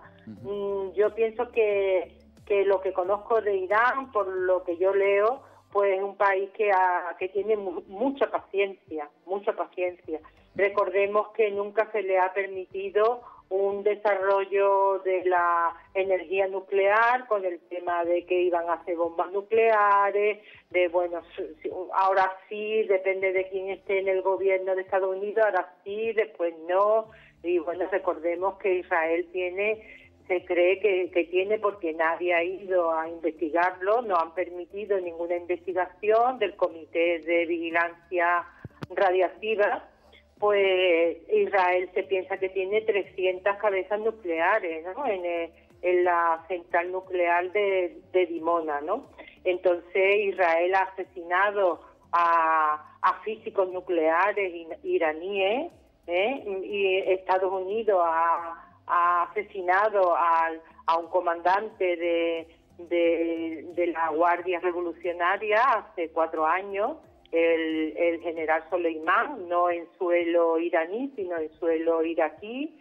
Entonces, bueno, yo creo que Irán lleva mucho tiempo con mucha paciencia, ¿no? Entonces, según el Islam, ellos no están por tener la bomba nuclear, porque para ellos una bomba nuclear mataría tanto a culpable, entre comillas, y a inocente, ¿no? Entonces, según el Islam, ellos no pueden tener la bomba nuclear, ¿no? Entonces nunca se les ha permitido un desarrollo de tecnología civil, ¿no? No han podido enriquecer uranio, una serie de cosas, ¿no? Tienen sanciones económicas.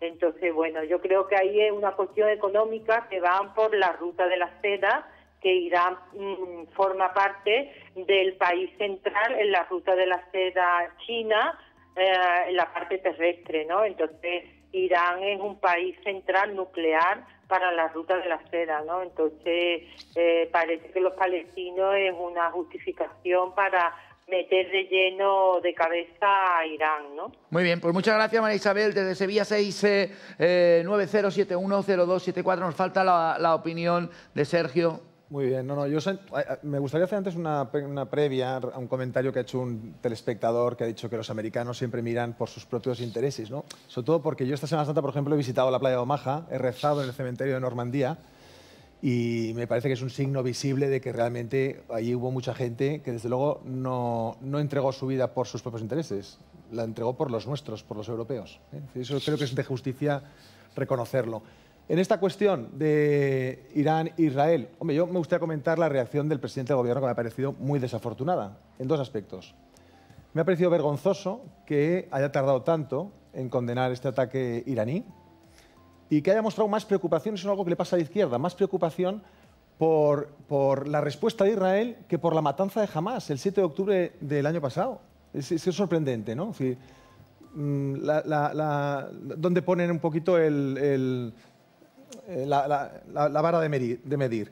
Y luego, en segundo lugar, no solamente ha sido, a mi modo de ver, como digo, vergonzoso que haya tardado tanto en condenarlos, sino que me parece que también es muy inoportuno ahora mismo plantear la solución de un Estado palestino, en este momento, de un Estado palestino, sobre todo cuando uno de los 2 estados, Gaza, está gobernado por Hamás, que quiere, como ha dicho Roger, la aniquilación del otro. Es decir, la aniquilación del otro. Yo querría recordar que, al menos en Oriente Medio, la única democracia que existe allí es Israel.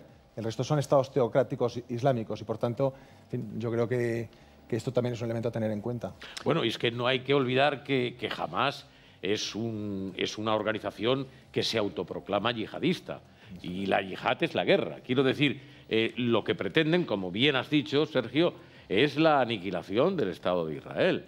Y el Estado de Israel tiene derecho a defenderse. Que el Estado de Israel no es Santa María Goretti, ya lo sabemos. Es decir, todo el mundo comete errores y a veces se excede. Y a mi modo de ver, personal modo de ver, pues en Gaza están seguramente excediéndose en alguna medida, porque eso tampoco resulta tolerable. Pero no debemos olvidar que todo esto trae causa del ataque de Hamás. Un ataque ¿Por qué viene el ataque de Hamás? Terrorista. ¿Perdón? ¿Y por qué viene el ataque de Hamás en ese momento? Bueno, el Estado de Israel favoreció mucho el crecimiento de Hamás en su día, pero digo en detrimento de la Organización para la Liberación de Palestina y concretamente de Al-Fatah. Pero déjame decirte que en estos momentos, y abundo en lo que apuntaba Sergio, la acción diplomática española se concentra fundamentalmente en una gira del presidente del Gobierno por determinados países europeos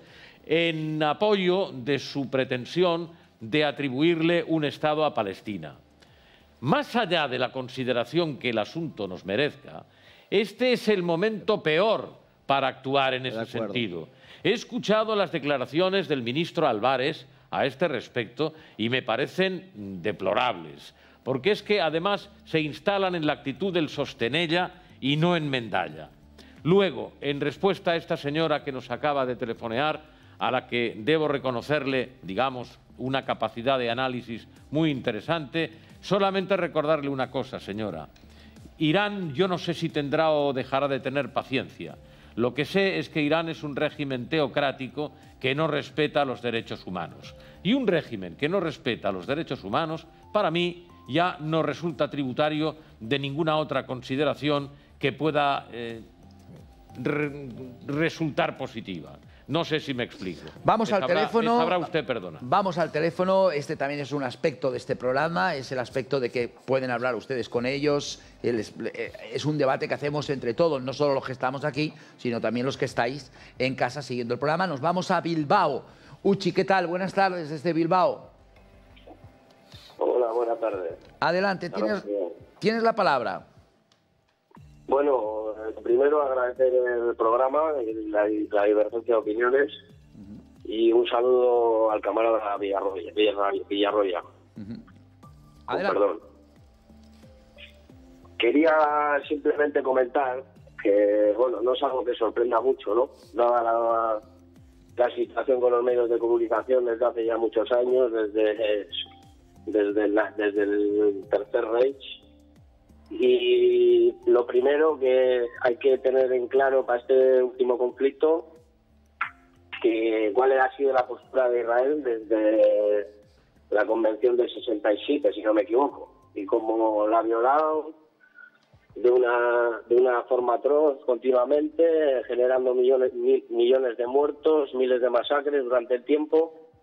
Y bueno, y ahora me ciño al asunto de Irán, Sobre el asunto de Irán, lo primero que quería yo apuntar es que se ha violado la Carta de Naciones Unidas, el espacio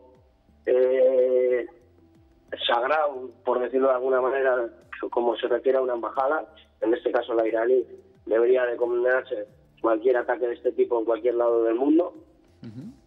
¿Se me escucha? Sí, perfectamente.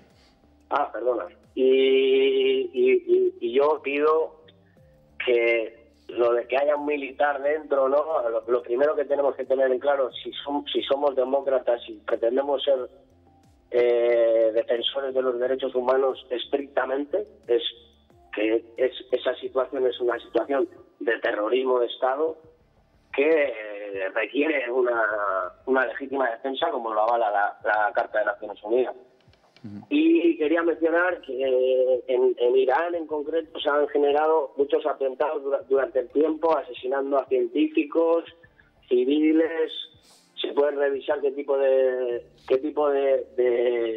mecanismos utiliza la CIA y el Mossad, si se quiere. Y ha sido una nación atacada y que puede que sea con otra identidad a la de unas sociedades occidentales y cristianas. Pero creo que el choque de civilizaciones no nos contribuye para bien a nadie. Este mundo se tiene que solucionar entre todos. Y no se puede excluir a nadie de la solución. Muy interesante, Uchi, desde Bilbao. Uchi, muchísimas gracias por esta reflexión. Sois muy generosos en compartir con nosotros y con todos los telespectadores que siguen el programa. Queremos opinar vuestras opiniones. No es fácil, señor Villarroya. No, no es fácil porque, hombre, cuando se dice que Israel es la única democracia en la zona, hombre, claro, porque como se cargaron a Irak y se cargaron a Siria, ¿no?, que también eran democracias donde la gente votaba, las mujeres tenían todos los derechos igual que aquí en Europa, pero claro, resulta que Saddam Hussein era un dictador que tenía armas escondidas no sé dónde, luego no había ninguna, y en Siria, pues como tampoco era de la cuerda de los que interesa, se le montó la primavera árabe, ¿no? Entonces, claro, al final queda lo que queda, ¿no? Pero claro, los derechos humanos de Irán, bueno, claro, depende de quién los incumpla, porque claro, a Arabia Saudí vienen aquí los jeques y los recibimos a bombo y platillo, parecemos bienvenido Mr. Marshall, ¿no? Y a los de Qatar igual, o a los de Emiratos Árabes igual.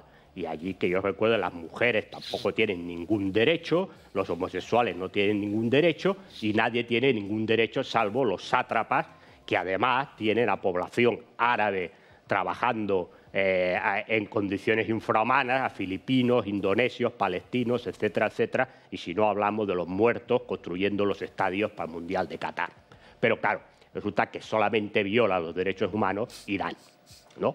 Bueno, es decir, claro, aquí hubiera hecho un discurso que sí, es verdad, claro que hay una disputa entre Arabia Saudí, que es wahabista, y Irán, que es chií, que son dos ramas del islamismo, y luego está la rama suní, que es la ortodoxa, ¿no? Y la wahabista, por cierto, es la más intolerante. Sí, sí. Y la que ha patrocinado, la wahabista, que es la de Arabia Saudí, la de Emiratos Árabes Unidos, etcétera, etcétera, es la que ha patrocinado todos los movimientos yihadistas. Y las mezquitas más radicales que están en Europa, las ha financiado Arabia Saudí. Y son las más radicales del islamismo. Y muchos islamistas radicales que luego han atentado en países europeos salen de mezquitas construidas y con imanes pagados por Arabia Saudí y por Qatar. Sí, sí. Esto hay que decirlo. Sí, no por Irán, sino Arabia Saudí y Qatar. En cambio, no se hace nada. Porque como Arabia Saudí y Qatar son amigos de quien son, pues no hay ningún problema. Entonces, claro, es decir, dices, no, que Hamás está financiado por Irán. No, Hamás la financió Israel. Durante muchos años. ¿Y tanto? Muchos años. Ab inicio. No, muchos años. No, muchos años. Muchos años la financió Israel. Y ahora la financia Qatar.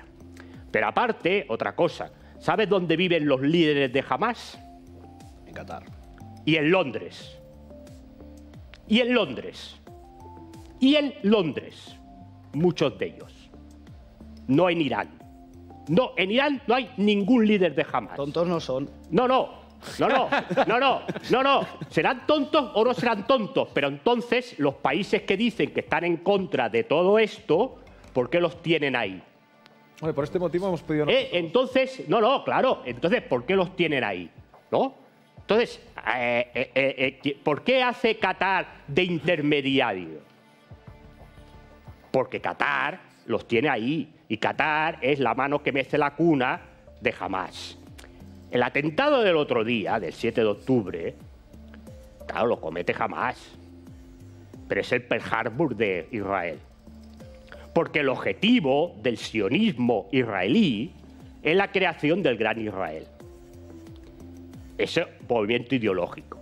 Y movimiento económico es quedarse con la Franja de Gaza, porque delante de la Franja de Gaza han descubierto 2 bolsas inmensas de gas, que por cierto ya está vendido para que empresas británicas y norteamericanas hagan el negocio de la extracción del gas, ¿no? Entonces vamos a ir poniendo las cosas en su sitio, porque a lo mejor nos entendemos. Y de paso, pues cometemos un genocidio, porque la idea final es que los palestinos se vayan de Gaza y de Cisjordania, porque también los colonos que se pasan por el forro las resoluciones de la ONU entran ahí con apoyo del ejército y están quemando granjas, matando a gente llevándose los animales de las granjas para ir quedándose territorio de Cisjordania y después decir que es suyo. Pues como aquello es el Valle del Jordán, la tierra de Abraham, pues la tierra de Abraham, según la Biblia, nació allí, pues aquello es el gran Israel.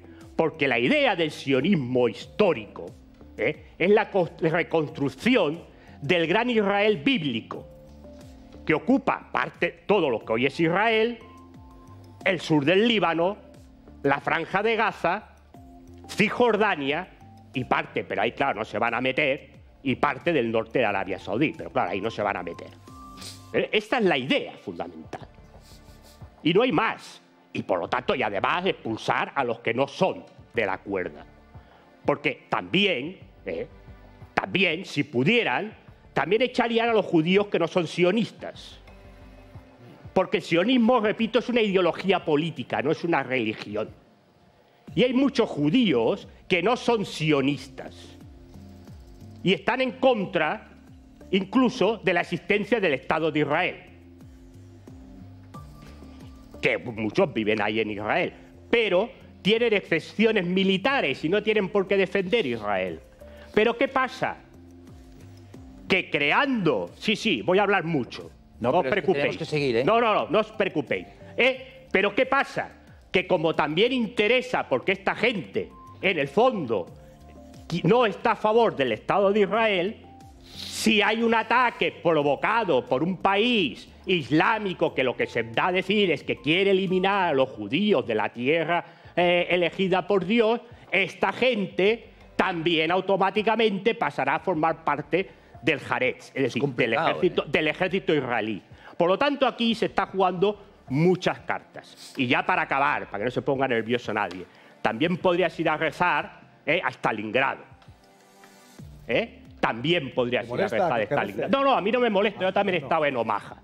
También he estado en Omaha. Pues pero ya que has ido a rezar, ya que has ido a rezar en Omaha, ya que has ido a rezar a Omaha, podrías ir a rezar a Stalingrado, a Leningrado. La izquierda tenéis a Stalingrado, a Leningrado. Decirle a todo el mundo ir a rezar, ¿dónde hay que hacerlo? Porque para rezar de los que han hecho, porque Europa esté libre del nazismo, pues podrías ir a rezar a Stalingrado, a Leningrado, a Minsk, a Kiev. Mira, un montón de sitios donde 27 millones de soldados del Ejército Rojo murieron para que la Alemania nazi fuera derrotada. Pero entonces, pero el tema es ir a donde quiera. Él puede ir donde le dé la gana. Pues ya está. Pero yo digo lo que a mí me da la gana. Pero usted pero no yo puede lo que le digo, yo digo lo que me da la gana. Ya. Yo digo lo que me da la gana. ¿Le parece a usted bien? Sí, siempre, vale, pues yo digo lo que me da la gana. Y a partir de ahí ella me puede contestar si quiere. No hace falta que usted le defienda. Yo no defiendo a nadie. No, pues ya está. Pues yo digo lo que me da la gana. Ya se defenderá él si quiere o si puede. Pero dicho esto, lo que yo pongo en ejemplo es que la alternativa a este gobierno, que según dicen no sé qué, es más pelota del imperio y de la OTAN que los que están, que ya son bastante pelotas. Pero bastante pelotas, tanto del imperio como de la OTAN. Pues la alternativa aún es más pelota, o pretende ser más pelota del imperio y de la OTAN. Bueno, no se queje que no le he dado tiempo, que se lo he dado, ¿vale? Pero también tiene que entender que no todo el mundo piensa como usted. Y eso es una riqueza para el mundo, que la gente piense diferente. No se olvide de esto, señor Villarroya. Yo no entro ni salgo ahí. Vale. Yo le he dicho que yo digo lo que me da la gana. Vale. Y luego, si me quieren contestar, que me contesten. Vale, pero usted, quiero recordarle que usted y yo, que estudiamos teología juntos en Sant Pacià, aquí en Barcelona, usted sabe que nos enseñaron lo principal de todo es a respetar a todo el mundo. Piensen lo que piensen. ¿Entendido? Sí. Ahora le contestará Sergio, pero antes... vale, pues entonces voy a Castellón. Joaquín, disculpe la espera, le pido perdón. Joaquín, desde Castellón, tiene la palabra. Hola. Sí, buenas tardes. No, a mí me encanta oír al señor Villarroya. Me encanta porque además las cosas que dice las suele decir bastante claras. No da muchas vueltas y la gente entendemos antes con la vivienda y ahora con la guerra se la entiende muy bien. Lo que yo no entiendo es cómo hay gente que va a las televisiones y arman a Irak muchos millones, arman a Irak para que haya una guerra y luego permiten un genocidio contra niños, contra una gente. No lo entiendo. Es que eso la gente de a pie no lo entendemos. Hoy a esta señora de Israel, que la han entrevistado en la 1, y decía que no se matan a los niños. Hombre, por favor, que lo vemos en directo. Es la embajadora de Israel. La embajadora, exacto, no me salía la palabra. Y le ha preguntado y ha dicho que no se mata a la gente. Pero ¿cómo es posible que no haya nadie que le diga que, por favor, solamente hace falta que hagan crematorios como los nazis? Solamente falta eso. Pero es que si lo hicieran, la gente lo admitiría también. Porque Israel hace muchos años que Israel está matando gente. Y que ahora imaginemos que Cuba invadiese lo que tiene delante, Estados Unidos. Si invadiese una zona de Estados Unidos, no se lo permitiría a nadie, porque no se debe de permitir. El único que ha hablado bien hoy ha sido el Papa, y los católicos, que son católicos, deberían tenerlo en cuenta, porque un genocidio no es bueno para nadie. Y cuando se matan a 14.000 niños, eso la gente que lo admite es tan culpable como los que lo hacen. Por favor, seamos un poco más serios, más serios, y no admitamos esto, porque a partir de ahí luego vienen otras cosas. Si a Irán, en vez de mandar misiles, eso estaba todo calculado, preparado, y si a alguien se le ocurre mandar una bomba mucho más dañina, ¿qué pasa? Que luego mandarán otra bomba. Es que no hay nadie en la televisión que pueda decir que a eso no hay derecho y que lo paren, por favor. Nos estamos jugando la vida, todos, incluso los que estamos aquí en España, nos estamos jugando la vida. Y eso llegará. Si no lo paran, llegará. Por él no se le debe de permitir que continúe matando. ¿De acuerdo? Muchas gracias, Joaquín de Castellón. Aprovecho su intervención para cambiar el interrogante y decir a quién le interesa que hayan conflictos en este mundo. Vamos a poner este interrogante, por favor, con Judith. Vamos a ponerlo. ¿A quién le interesa que hayan conflictos en este mundo? Porque vamos a ver, porque la reflexión que hacía Joaquín desde Castellón es así. Es decir, es que hay que parar esto. Se tiene que parar. ¿Cómo se puede parar? Sergio, ¿cómo se puede parar esto? Bueno, al final, lo ha dicho también, lo ha apuntado antes el compañero, es decir, ahí hay regímenes en el entorno de Israel que predican la yihad, que la yihad es la guerra santa contra el infiel. Entonces, bueno, nosotros nos enfrentamos a una civilización, nosotros hemos sido en Europa la civilización más próspera, más libre que ha existido nunca, con el derecho romano, con la filosofía griega y con la religión judeocristiana. Entonces, esto es lo que ahora está en peligro con pues estos regímenes que predican pues, esa guerra santa, que por cierto yo aprovecho para decir que convendría, a la vista de cómo está todo ese polvorín en Oriente Medio, incrementar la alerta antiterrorista en España del nivel 4 al nivel 5, así lo hemos pedido. Creo que a nivel de política nacional es una medida que es importante. Está habiendo muchos atentados de lobos yihadistas, ¿no? El último, creo recordar, en Sydney, ¿no? En donde una persona ha acuchillado... No era terrorista islámico, ¿eh? Lo ha dicho, no, lo digo porque lo ha dicho la propia policía de Australia, que no era, que era un señor que estaba mal de la cabeza. Bueno, un trastornado. Al final, pero bueno, al final estas cosas los ha habido en Londres, los ha habido en Francia, los ha habido en España. Pero hay alguien interesado. Sergio, ¿quién está interesado en crear estos conflictos? ¿Quién hay detrás de esto? Bueno, pues han dicho que de civilización. ¿Está Estados Unidos? ¿Quién está? Yo a nivel de geopolítica hay cosas que probablemente se nos escapen a todos. Vamos a ver, habla usted, si me permitís, Un momento, cojo una llamada y te doy la palabra. Bueno. Luis, de Jaén, ¿qué tal? Buenas tardes. Hola, buenas tardes. Pues mire, que he llamado ya 3 veces. No sé si ustedes me van a permitir llamar 2 veces. No, ha cogido línea, aproveche, Luis. Vale, mire, yo lo que quisiera es proponer un día, si ustedes pueden, uno por uno, los derechos humanos, que los fuesen enumerando y enumerados uno por uno, y entonces que se vean qué países los cumplen y qué no. Porque es que parece que siempre se echa como arma arrojadiza los derechos humanos a ciertos países que no son de la órbita eurocentrista, parece como si nosotros el mundo lo viésemos desde nuestro prisma. He oído por ahí a un tertuliano decir que hace 50 años en Irán las mujeres podían llevar pantalones, el pelo que se veía y demás. Así es. Y resulta que directamente estaba gobernado por un sátrapa al servicio total de lo que es Occidente. Sí, es lo que dice. Entonces a mí me gustaría que algún día ustedes, uno por uno, los derechos humanos se leyesen, y también, por supuesto, que algún día enumeraran las resoluciones de la ONU en las que se ha condenado a Israel y solamente ha sido vetado por los Estados Unidos. Muy bien, gracias también Luis desde Jaén, 690710274. Le había quitado la palabra, no se la había quitado, sino que había dicho esperar un momento a don Ricard Fernández Deu. Estamos centrados ahí. ¿Quién le interesa que hayan conflictos en este mundo? Porque en este momento hay diferentes conflictos. No olvidemos Ucrania. Utiliza usted el verbo interesar. Sí. Las relaciones internacionales parten de la base de los intereses. Es decir, en lo que tiene que ver con el derecho de gentes, en principio, y después también con la representación diplomática que se establece en los países civilizados fundamentalmente, no se defienden ideologías, no se defienden patrones sociales. Lo que se defienden son intereses. ¿Y cuáles son los intereses?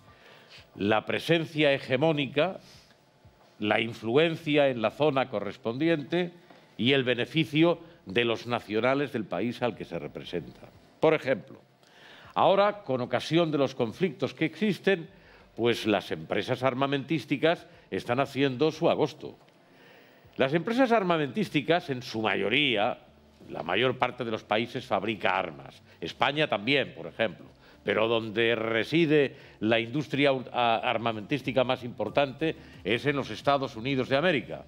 Por lo tanto, la Lockheed, la Westinghouse, la Boeing, la Lockheed, todas estas compañías se están poniendo las botas, porque hay que fabricar armamento, hay que fabricar aviones, hay que fabricar carros de combate, hay que fabricar naves que nutran las flotas.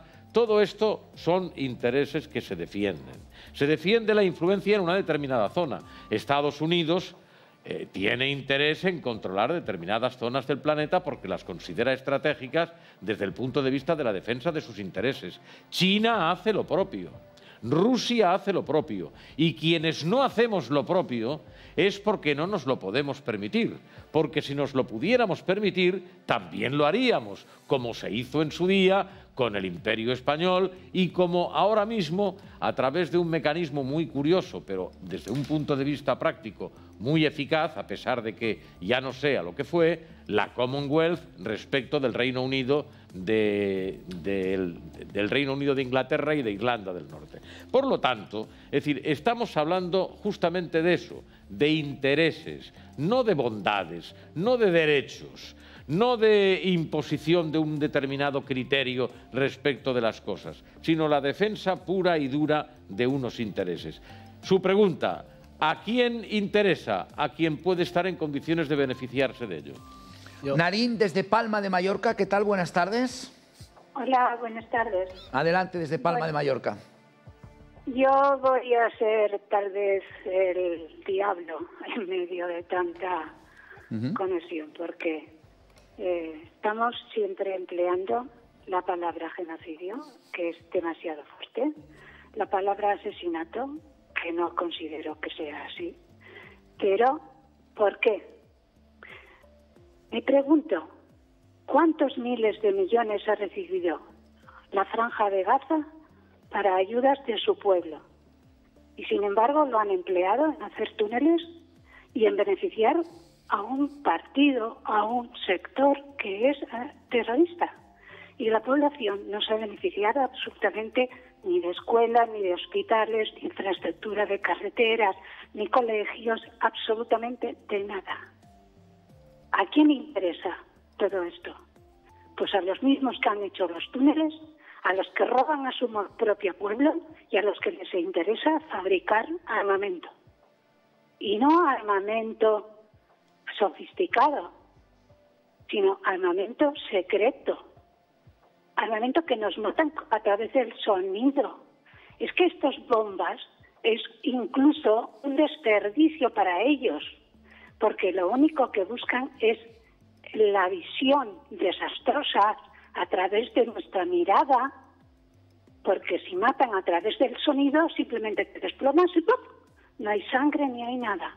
Esto lo han empleado en Inglaterra contra una asociación que estuvo protestando a través de unas antenas. Las antenas de G5 nos están masacrando cada noche, en silencio. Nos están matando a toda la población y nadie se entera.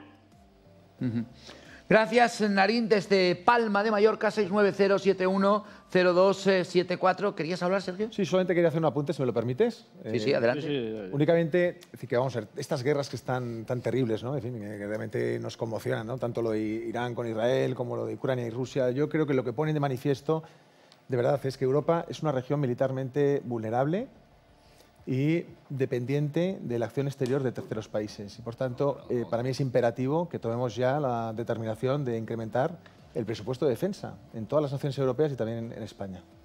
Estaríamos, Sergio estaría de acuerdo en que se debe Europa rearmarse ante una posible guerra, ¿no? No, Europa debe estar en condiciones de poderse defender. Exactamente. ¿Porque no lo está? ¿Creéis que no lo está? No lo está, evidentemente. Está. Es una obviedad. Estados Unidos es quien ejerce el paraguas protector a través de la Alianza Atlántica, la OTAN, y, bueno, pues a cambio de controlar las bases estratégicas, presta el servicio que nosotros hemos abandonado. Es decir, en Europa no se invierte en armamento en la proporción que correspondería por la importancia de los intereses que se barajan en el continente. Quiero Dicen decir que los periodos de paz no dejan de ser un momento que hay entre guerras, ¿no? E históricamente el mundo, y especialmente Europa, ha vivido sobre esta base. Lo que pasa es que aquellos que hemos tenido la suerte de nacer en un mundo completamente en paz, damos por sentadas una serie de cuestiones que yo creo que el alto representante de la Unión Europea en política exterior, señor Borrell, con quien coincidimos en Roma, te acordarás tú y yo, Ricard, hace un tiempo, pasa en cada rueda de prensa lo anuncia. Dice, oiga, que la paz, la estabilidad, no es gratis. Y, por lo tanto, debemos, en primer lugar, ser conscientes de que el mundo es complejo. Yo imagino que muchos de nuestros telespectadores vivirán en bloques de pisos. En estos bloques, cuando hay reuniones de la comunidad, ya existen conflictos entre personas que viven en una misma comunidad y muchas veces que teóricamente, sociológicamente, se parecen mucho. Pues imagínense ustedes en un mundo enorme en el que hay visiones de la vida totalmente contrapuestas, ideologías, religiones y principios que chocan los unos con los otros, ¿no? Con lo cual, ¿esto de a quién le interesa que haya conflictos? Bueno, pues claro que hay gente que se beneficia de los conflictos, especialmente algunas industrias, pero es que en esencia la complejidad del ser humano y de sus formas de aunarse en países, en asociaciones, en comunidades, en lo que usted quiera, pues lo hacen complejo y llevan al conflicto. ¿Cómo podemos evitar que estos conflictos escalen más? ¿Y dónde están hoy los conflictos? Bien, hemos hablado... Más breve la intervención, sí. Roger, por favor. Sí, pero es que hemos hablado de hace 2 años, tema Ucrania, Rusia.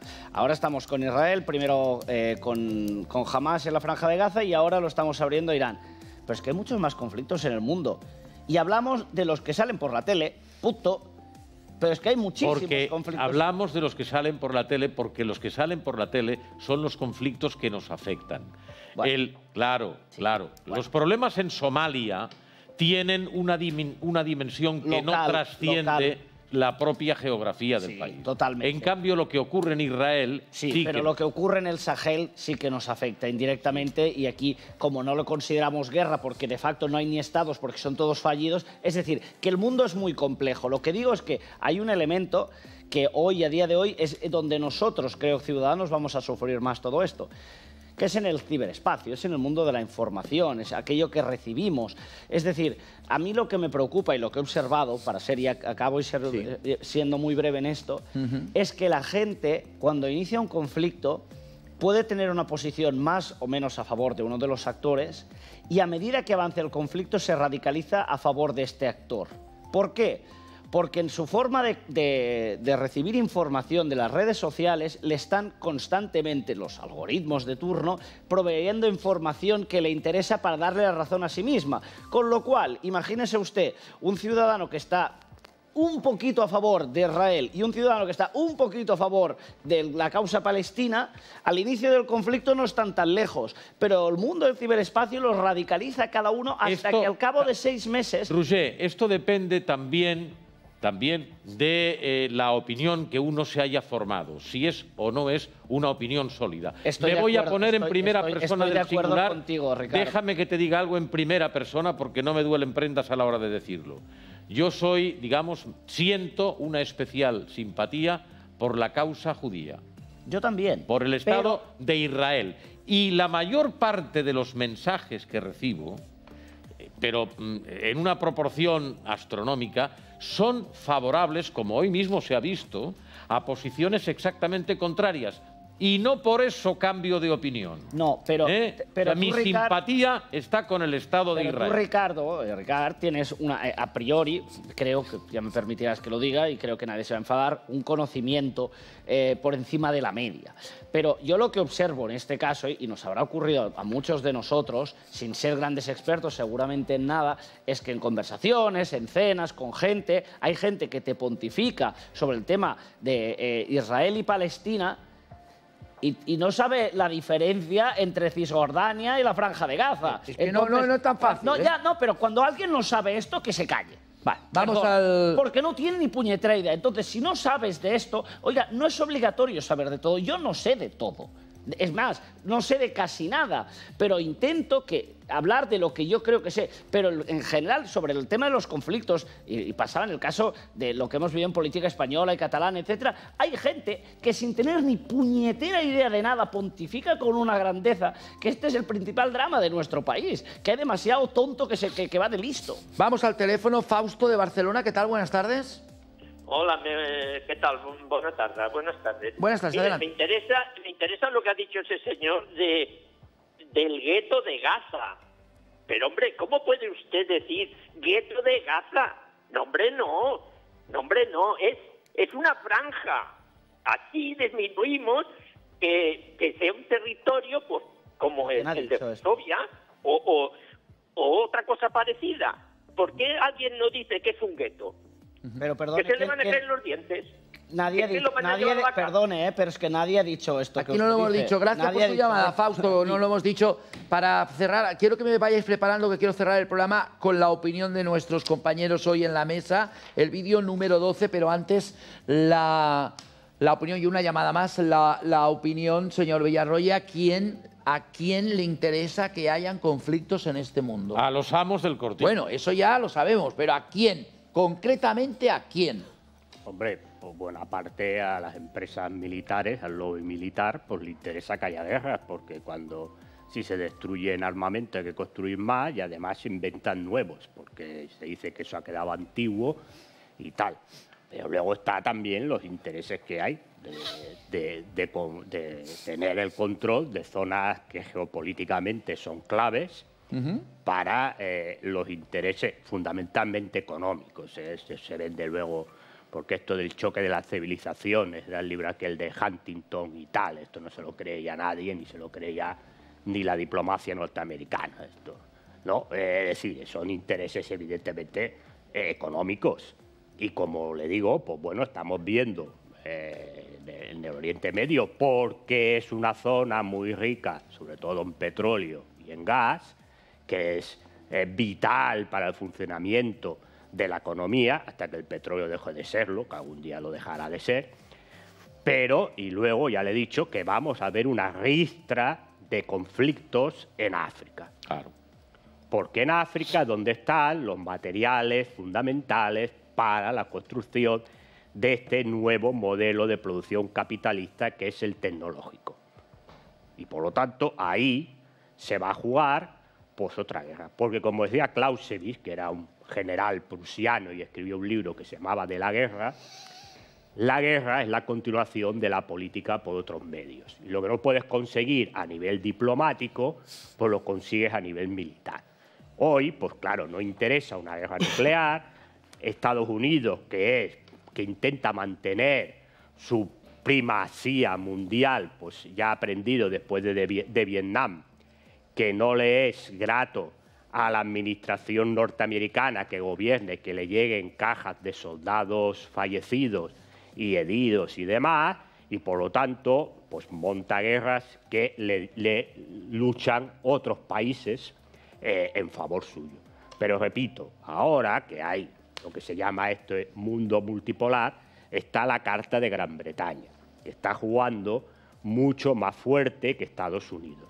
Por cierto, con muchos más intereses en la zona del Oriente Medio, porque hay que decir que el Estado de Israel, si existe, en buena parte es gracias a Gran Bretaña, porque esa zona de Gran Bretaña, esa zona de Oriente Medio, pasó a mandato británico después de la Primera Guerra Mundial, porque aquello era una zona del Imperio Otomano, que luchó al lado de las potencias centrales, y fue el ministro de Exteriores, Lord Balfour, el que estableció que se pudieran establecer colonias de judíos en Israel y ocupando zonas que pertenecían a los palestinos. Por cierto, esta señora que ha dicho que en Gaza no invertían, había un aeropuerto que lo bombardeó Israel hace muchos años y colegios y hospitales los ha ido bombardeando cuando ha querido.